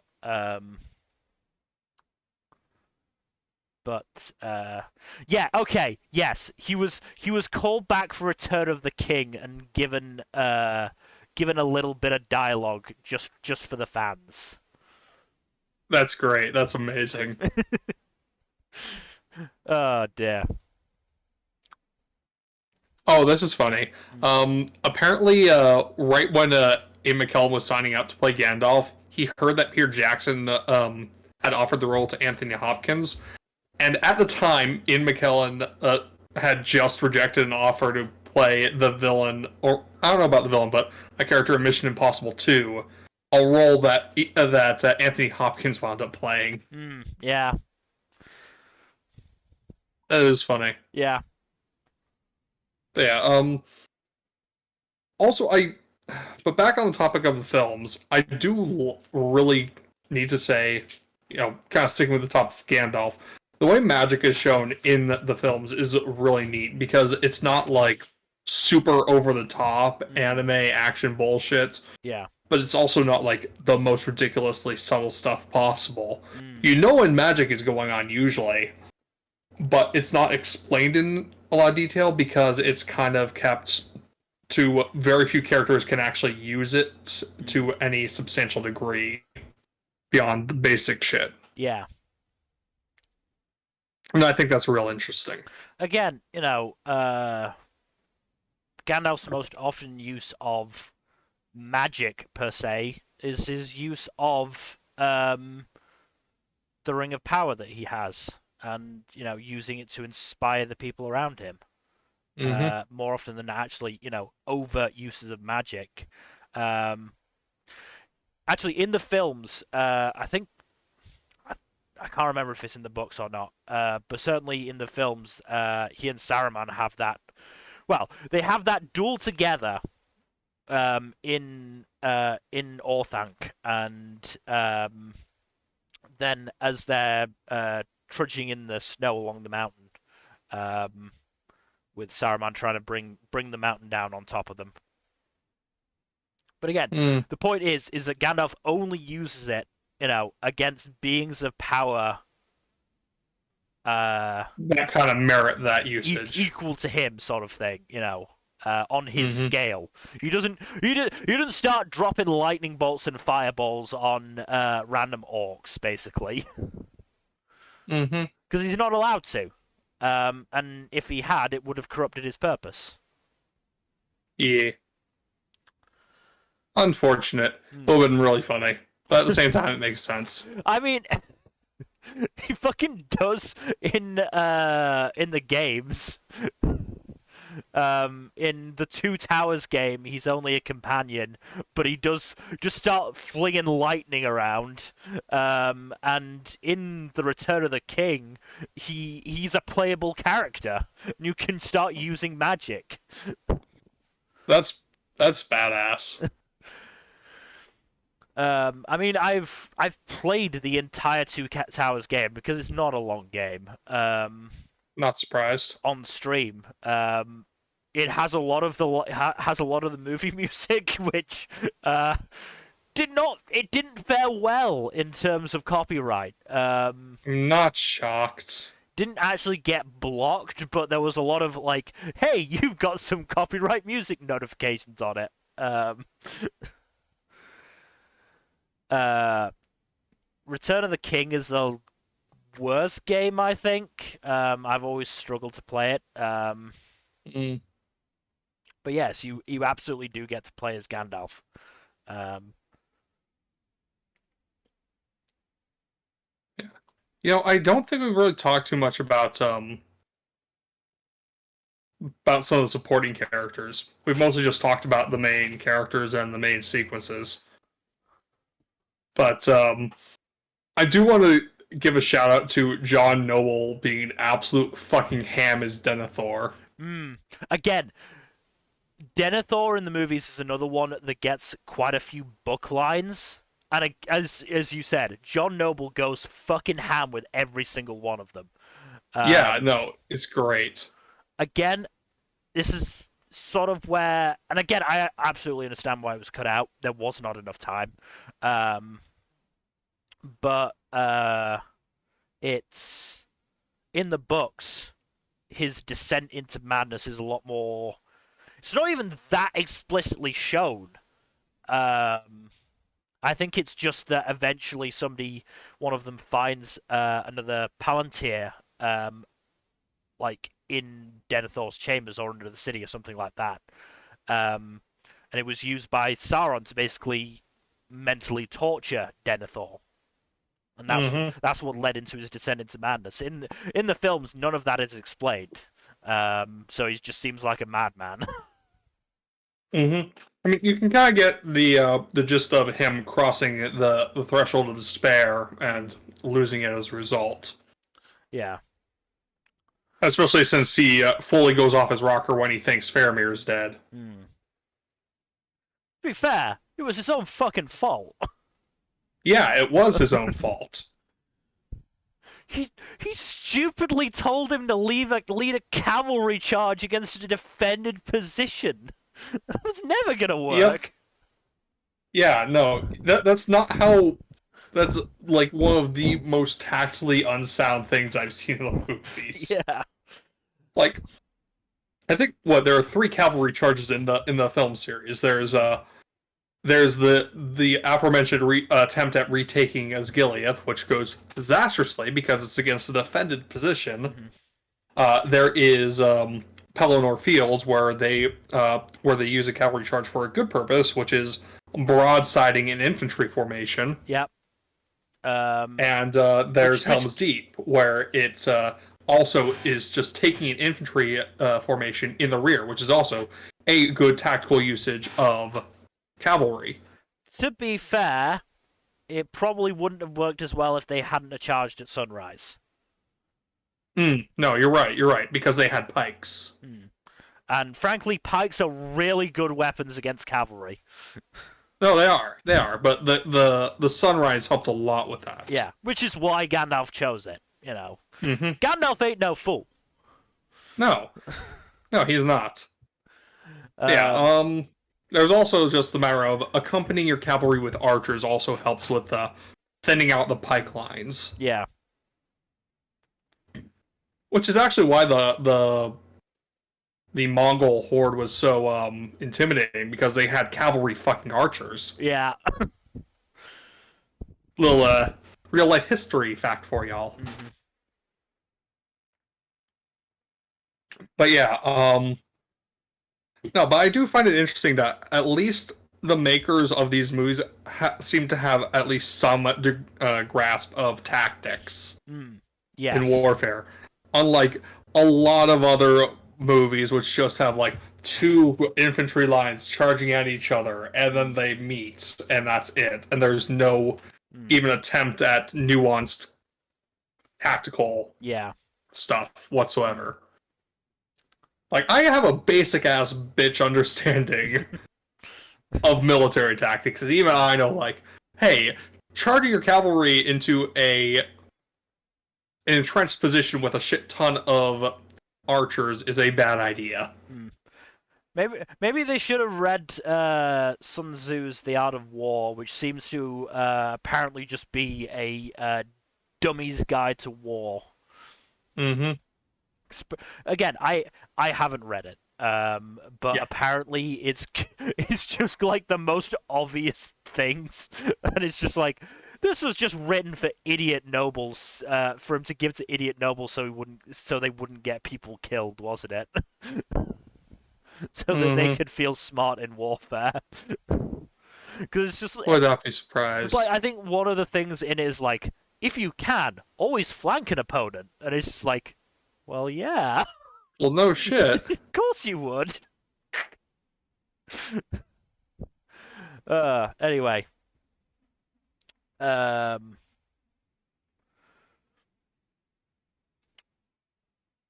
do we want to talk about? We've talked about the special effects for him, but do we want to talk about Gollum the character? Gollum the character is really interesting because he lends himself really well to the themes of the story Hmm. of evil being a corruption of good and all that. Mm-hmm. And also just like how basically everything has its purpose. Mm.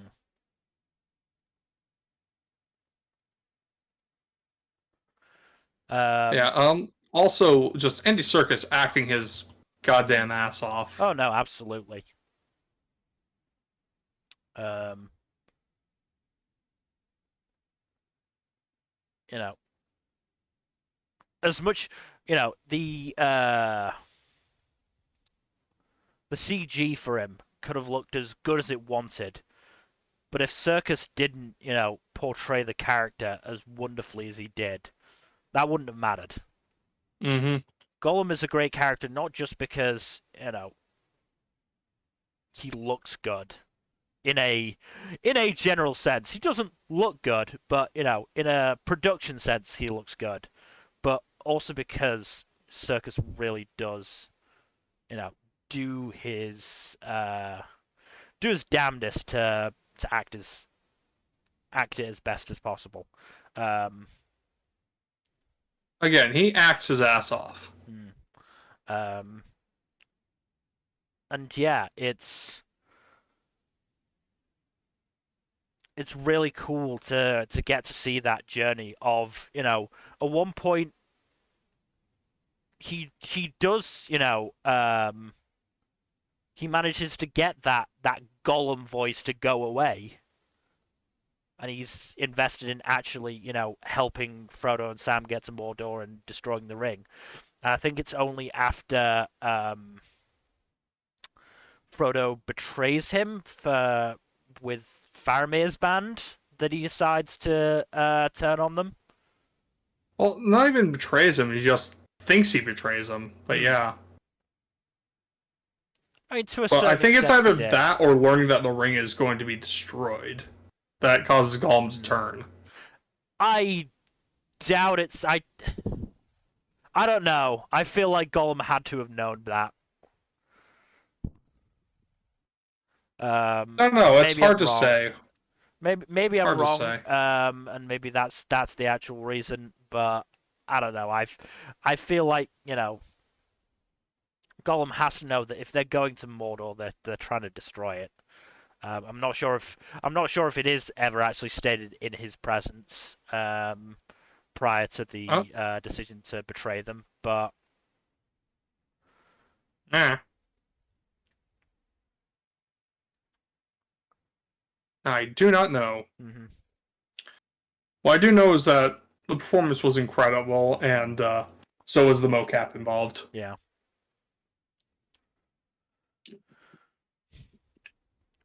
Speaking of incredible performances, though, we really should not sleep on the absolute glorious hamminess that is Kate Blanchett just absolutely going ham as Galadriel, mm, uh, dark side version. yeah.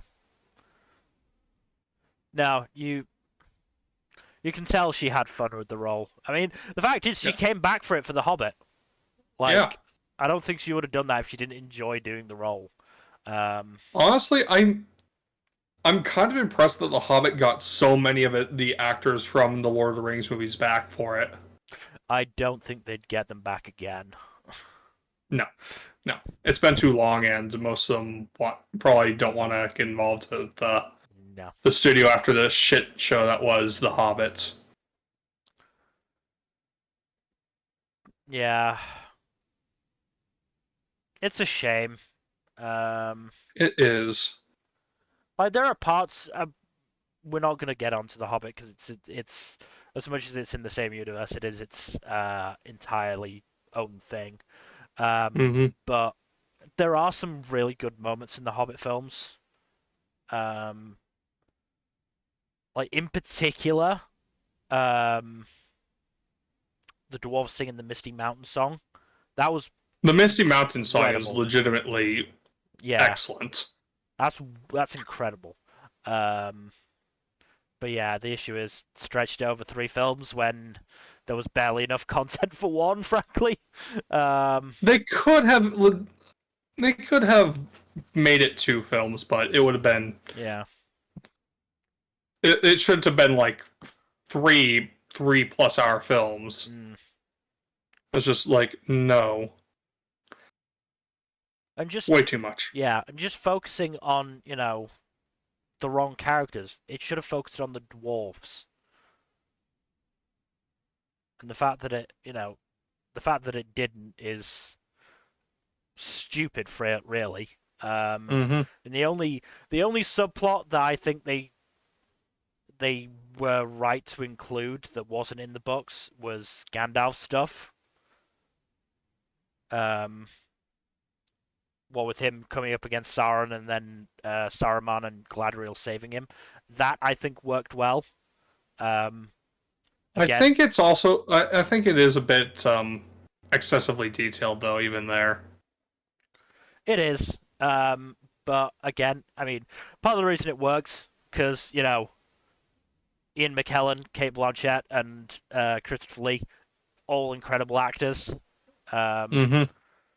I think that was Christopher Lee's last big role before he passed. I think you're right. Yeah. Um,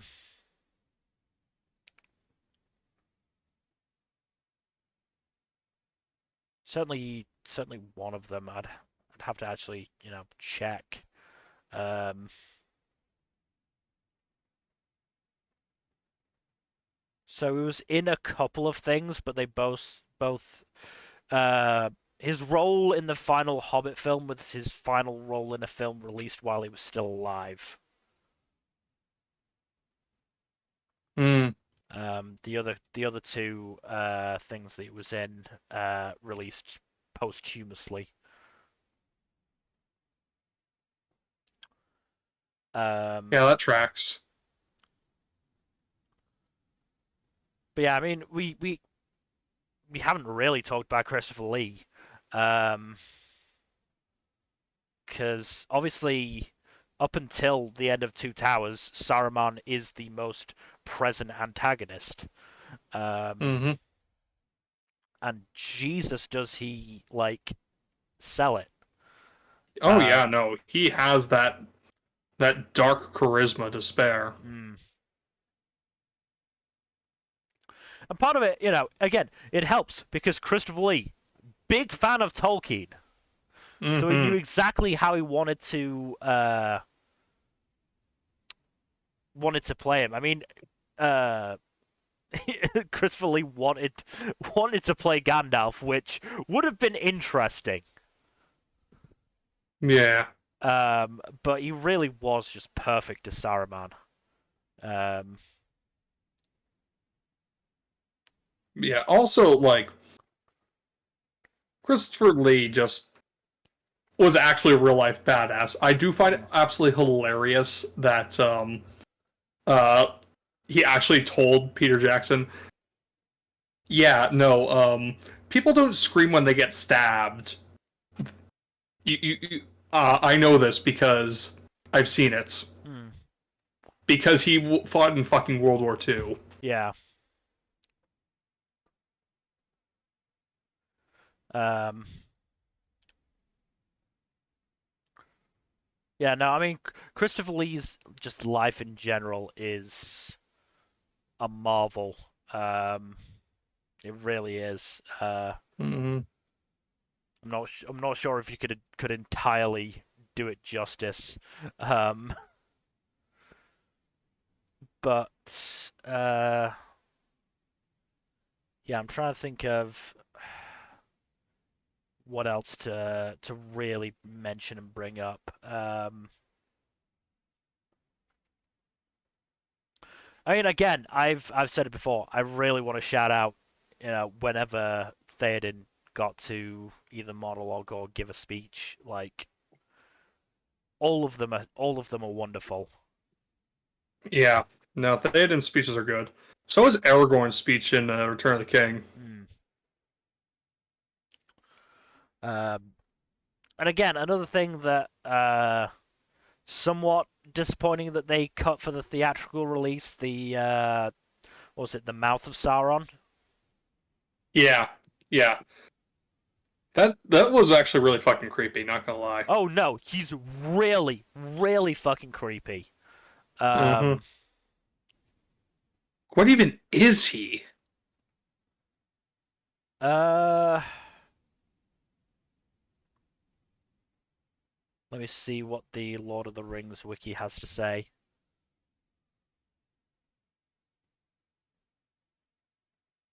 Right.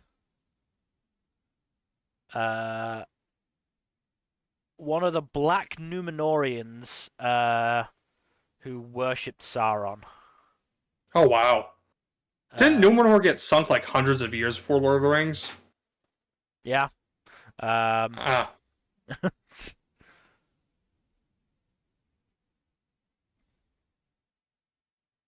makes sense.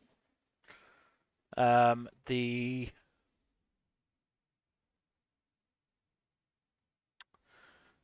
Yeah, the Black Númenóreans, I think, established themselves in the Second Age.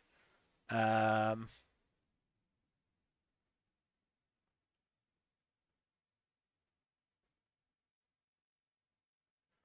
but I Oh, mean, huh. they were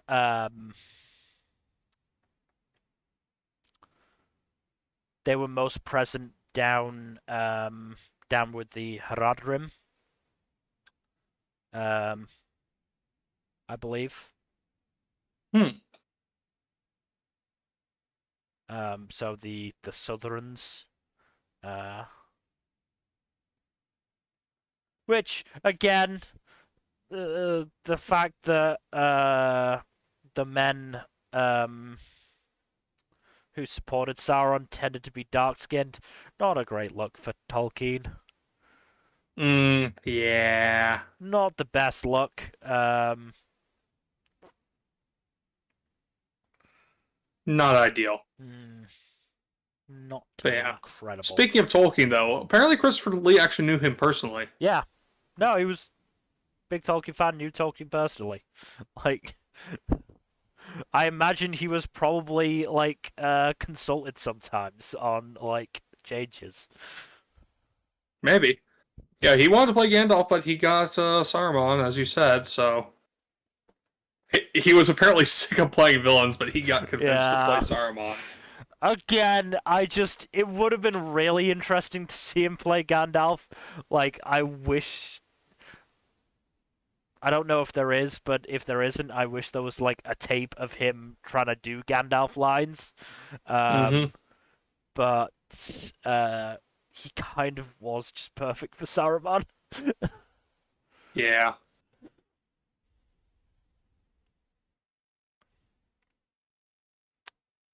He really was, wasn't Yeah.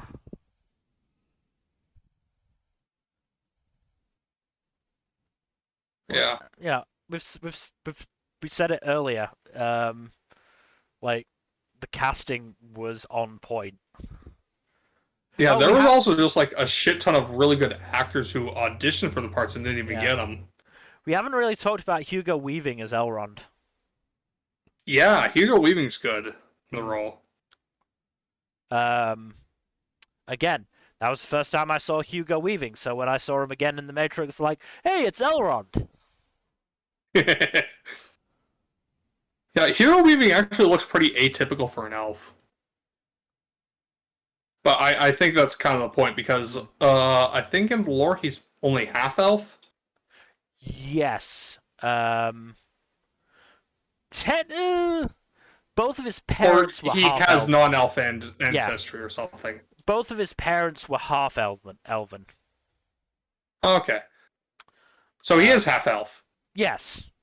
I was sort of trying to figure out what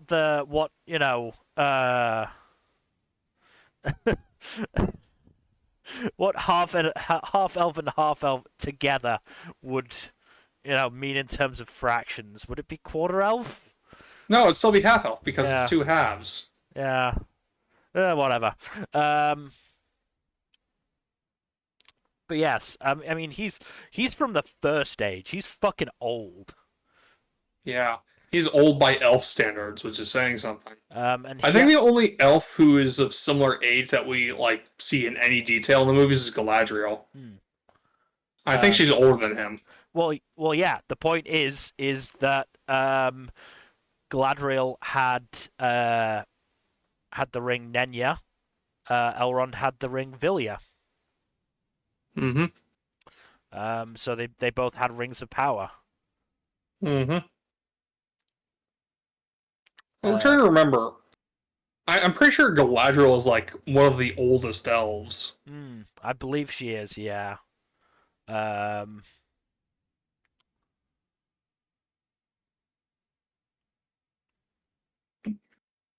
I always find it hilarious that Tolkien basically defined the timescale for elves as being like super, super fucking long lived, if not just outright immortal. Because I don't believe elves were like that in most mythologies that they appeared in before this.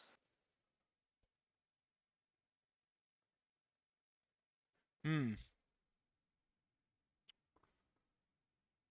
Um. Look something up. Yeah. I'm just trying to find out who is actually the oldest elf. Um.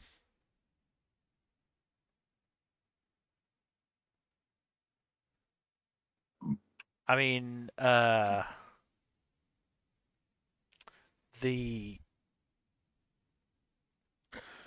the name that I'm getting up is how to pronounce this? Theodan the Shipwright. Um, who was actually the one to um give Gandalf Narya. Huh. I'm just not sure. I'm not sure if he actually did he.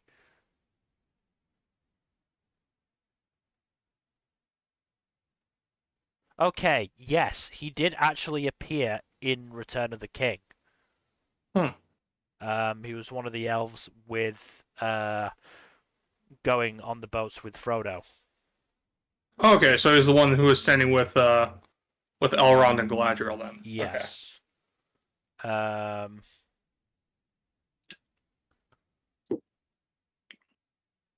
Yeah, but whatchamacallit. yes, Galadriel is also very old because I think she was born before the First Age. So that makes her one of the first elves then. Hmm. I mean, she was born in the Undying Lands. Um, Huh.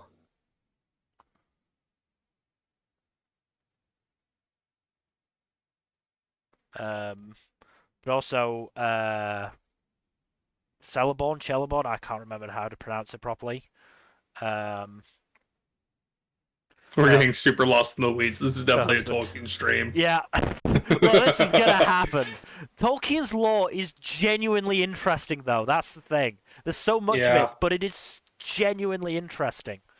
Like, Um, looking into the lore for fucking Shelob is also interesting mm, because that you find out that Shelob is the daughter of this horrific eldritch abomination that made Morgoth unsettled. yeah. I think it was Ungoliant or something. I don't know. It's just some horrific Lovecraftian monstrosity. Mm. Didn't try to remember now.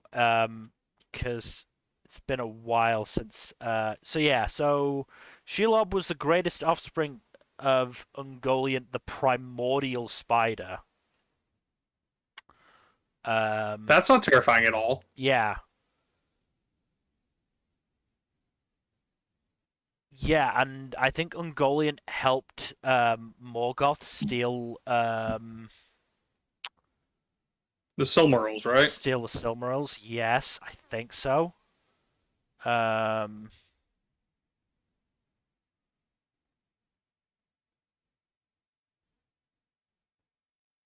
yeah. Uh, yeah, she drank the light of the two trees of Valinor. Um, which provided light for Middle Earth, but thankfully, their last flower and fruit were made into the sun and moon. Hmm. Interesting. And then yes, she did. I think she. I'm not sure if she helped. Help Morgoth steal the Silmarils, but she certainly wanted them, and Morgoth refused to give them. Not shocking. Hmm. Um, and yeah, and then after she was driven off by Balrogs, um, Oh, dang. and then she started. Once she'd been driven off, she started breeding with great spiders. Lovely. Now, on that note, let's talk about the music because we haven't talked about the music, and Lord of the Rings music is fucking iconic. It really is, yeah. Um, You got the triumphant main theme, of course. You've got the Shire theme. You've got the Ringwraith theme. Like all of it just absolutely slaps. And honestly, like apparently a lot of people didn't think Howard Shore could pull off the soundtrack for the movies, and thought that James Horner, who was originally supposed to do it, would have been better. But turns out that Howard Shore knows how to fucking score this stuff. Because hot damn is the Lord of the Rings soundtrack amazing. mm.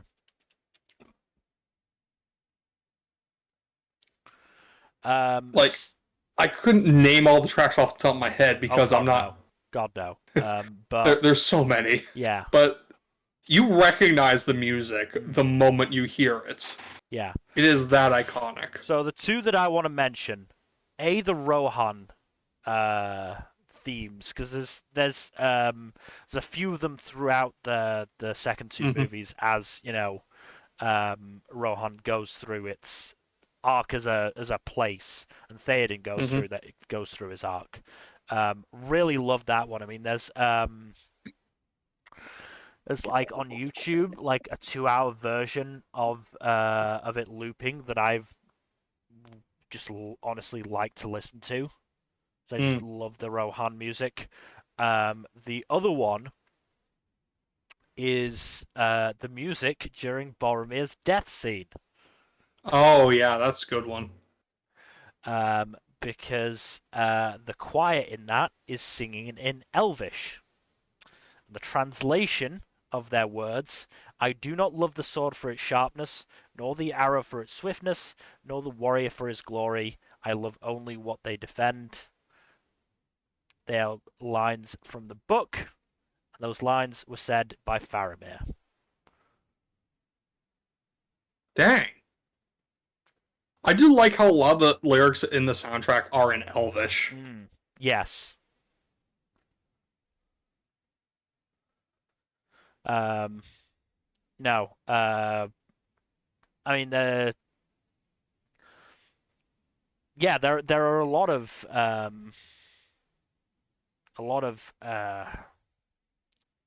the songs that do have not just Elvish, but I think other Middle Earth languages. Um, Hmm. I'm pretty sure. I'm pretty sure the Ring Ray theme is in Elvish, but it could be a different language. um, And then, of course, there is what you call it. Shit. I was going to bring it up, but you were in the middle of something, so I didn't want to interrupt you, and now I've forgotten. But yeah, hmm. Copyright, ignore that.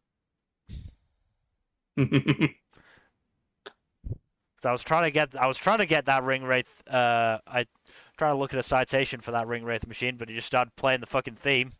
Don't play that. Don't play that. That'll that'll be real bad for us. Oh yeah. Um, While you're looking that up, apparently David Bowie campaigned to be in the movies, but sources are inconsistent as to if he auditioned and or why he was rejected. mm. And um, Lucy Lawless also tried to audition for Galadriel, but she was pregnant at the time, so mm. couldn't do it. I'm trying to think because I do remember seeing something about Bowie. Um, Okay, so according to this, Dominic Monaghan ran into him while he was auditioning, but he never found out which character Bowie was going for. mm. And Jackson um, didn't really say why Bowie didn't get a part, but some people believe that he was rejected because he had too much star power and would overshadow the rest of the cast, which honestly would not be surprising. Mm. Yeah, I think that lines up with what I remember. Yeah. I mean, let's see if. No, come on. Oh, the ring. Oh, I remember now. Like the movies also just have some really really good quotes in them. Hmm. Like one of my favorite lines in the movies, just for sheer emotional heft, is "No parent should have to bury their child." Yes. Hmm. I think that was Theoden saying That that was one. Theoden. Yeah, that was Theoden. Yeah, right after Gandalf was consoling him over the death of his son. Hmm. Um. I mean, another in the book. I think it was said by Theoden himself. In the movies, I think Saruman said it to Theoden. A Mm-hmm. lesser son of greater sires. Yeah, that's also a good one.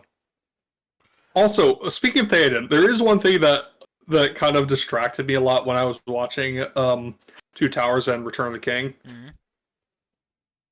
Everyone addresses Theoden as Theoden King, and I'm like, Mm. why? Why not King Theoden? It rolls off the tongue so much better. Does it? I think Theoden King actually sounds better, but maybe that's because I've watched the movie so many times. I Um, mean, it just, like, grammatically, it's so much different from what English usually is like. Like, I know sometimes people put the honorifics after the name, like, that's how Japanese is, for mm. instance, but, like, English is almost always honorific first, then name, and it's, like, kind of jarring to see it not be the case in a piece of English-speaking media, spoken media, you know? Mm. I don't know, it just jarring to me. So having just Googled it, um, it's apparently the order that the Saxons slash Anglo-Saxons used. Those Um, goddamn Anglo-Saxons. um, which obviously Rohan was based off of. Um, That makes sense. Still, those goddamn Anglo-Saxons. Fucking everything up for the rest of us. Mhm. Um, Yeah, did you find out the thing about the ring wraith theme? no. Oh Um, well. Yeah, I remember in one video I saw about the Hobbit movies, I think it was the Lindsay Ellis one, the where she's like, yeah, they use the fucking ring wraith theme for this one random scene where Thorin is charging a bunch of orcs, and it's like, why would you use this specific theme for the ring wraiths as a generic danger theme? Like, it's just like, mm. Oh no, here it no, is. the, Here it the is. Found it. Found it. Found it. okay. So it is in a Dunaic, um, the language of the Númenóreans during the Second Age, Oh wow.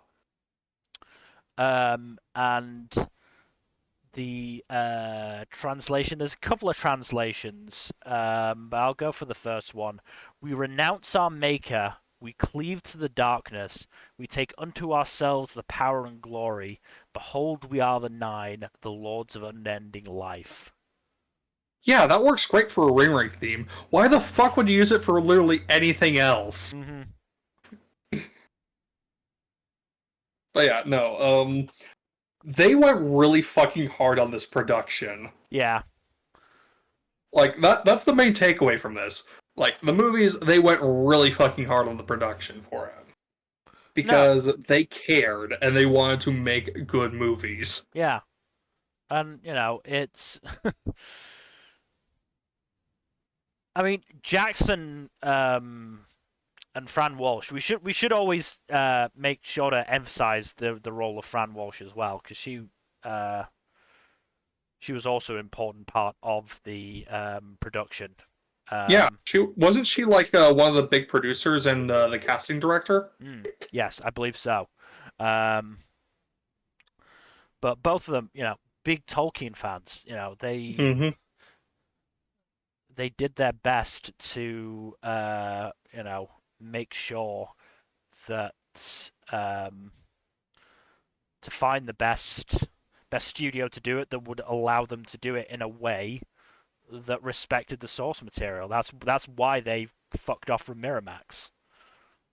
I mean, it's a good thing they did because it turns out Miramax was run by a sex criminal, so. Yeah, yeah, that would have been real bad. Oh, apparently they were considering casting a couple of women that got smeared by Miramax for Mm, reasons that Peter Jackson would later realize were because they rejected Harvey yeah. Weinstein. Yep. So that's fun. Harvey Weinstein is a monster. Was a monster? Is he dead? No, I'm pretty sure he's just in jail for the Right. rest of his life. Cool. Okay. I couldn't remember if he had mysteriously committed suicide while coincidentally all of the cameras were off. No, you're thinking of Epstein. Ah, Epstein. That's right. Yeah. Um, funny how that happened, isn't it?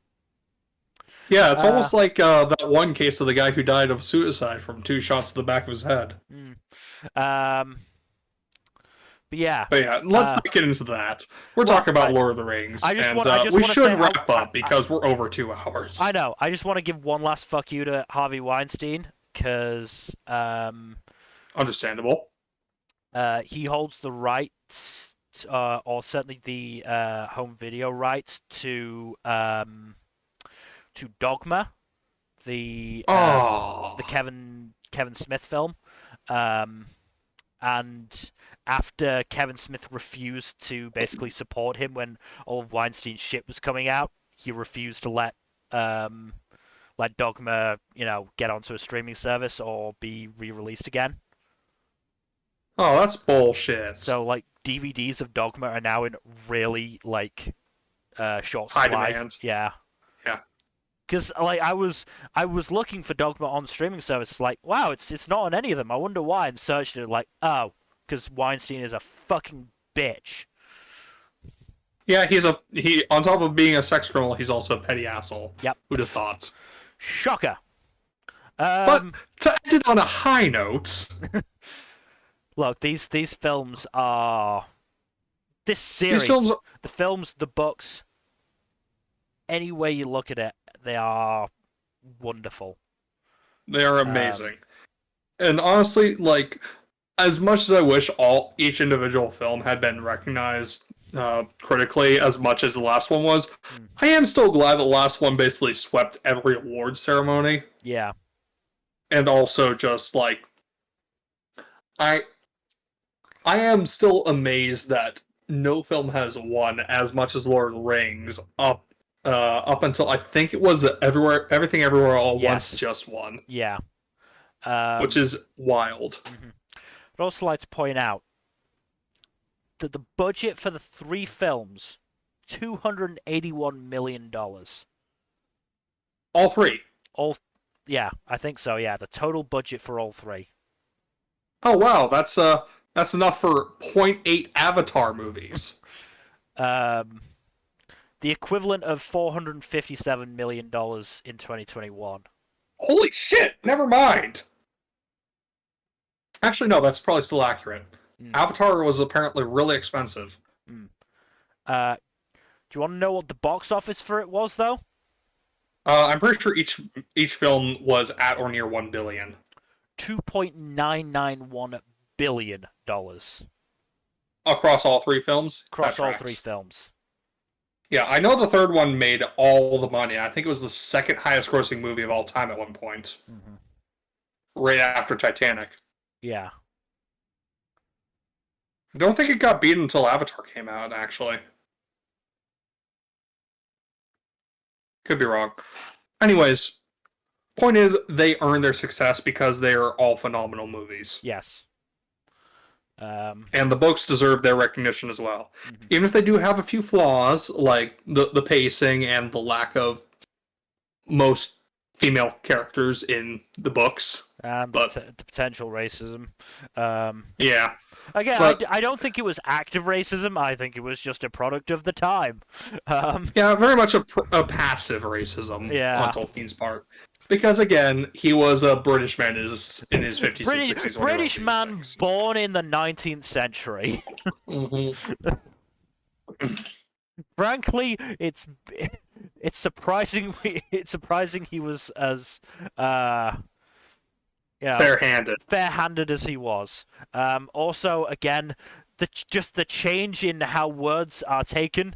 There is a lot of use of the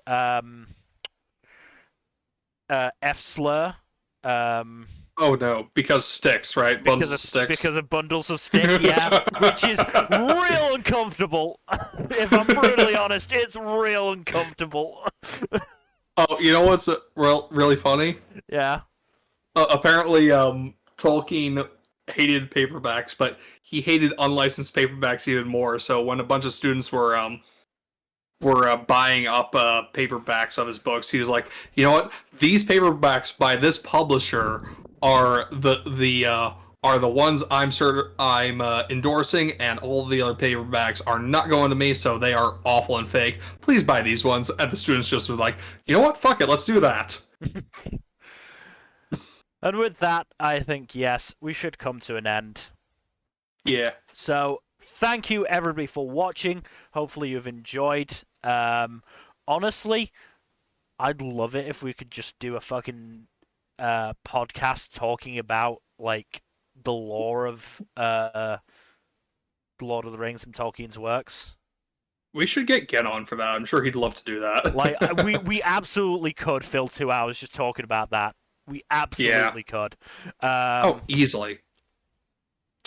In terms of future stuff, tomorrow I believe we are doing the second part of our One Piece fights tier list. Yep, should be. I'm gonna try to talk with my bro, see if he'd be interested in that. Yes. Tuesday we should be doing Dragon Age Inquisition. We're about to Do some stuff. We're about to enter the Red Cliff quest and the mages, so that should be fun. Thursday, fingers crossed, Gen and I are going to be playing Tales of Arise. Well, I'm going to be playing Tales of Arise. Gen is going to be watching. And actively commenting, hopefully. Fingers crossed he'll be actively commentating. It'd be a little weird if he just turns up to sit silent, but, yeah, to each their own. That one is probably going to start a little bit later than we have been the past little while. Because work for you? For work for me and probably for Gen as well. But we will see. So keep your eyes out for that. And then next Saturday, we have finally reached the Winter 2023 anime wrap-up. Yep. That's going to be a fun one. So look forward to that, and of course the awards afterwards, which are going to be somewhat difficult for me because so many of my shows aren't going to be finished. I have dropped a lot of stuff. I'm being honest. So have I. This has probably been the season I've hemorrhaged the most stuff. I'd honestly say, sort of sequels aside, it's been a somewhat dry season. It has. It really has. There have been some good shows. Like I'm gonna do this now. I'm gonna shout out Malevolent Spirits because I genuinely did not expect to enjoy that as much as I have.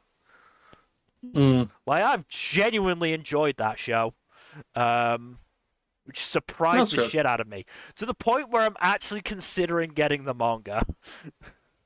Oh, nice. I'm not gonna get the physical version of it, but I'm probably, if I'm gonna do it, I'm gonna get it ebook. Ebooks. But I'm definitely considering that, which, again, I didn't expect. But yeah, so that'll be Saturday. Look forward to that. Otherwise, again, thank you for watching. Please do give us a follow here on Twitch and on Twitter at storytime_net.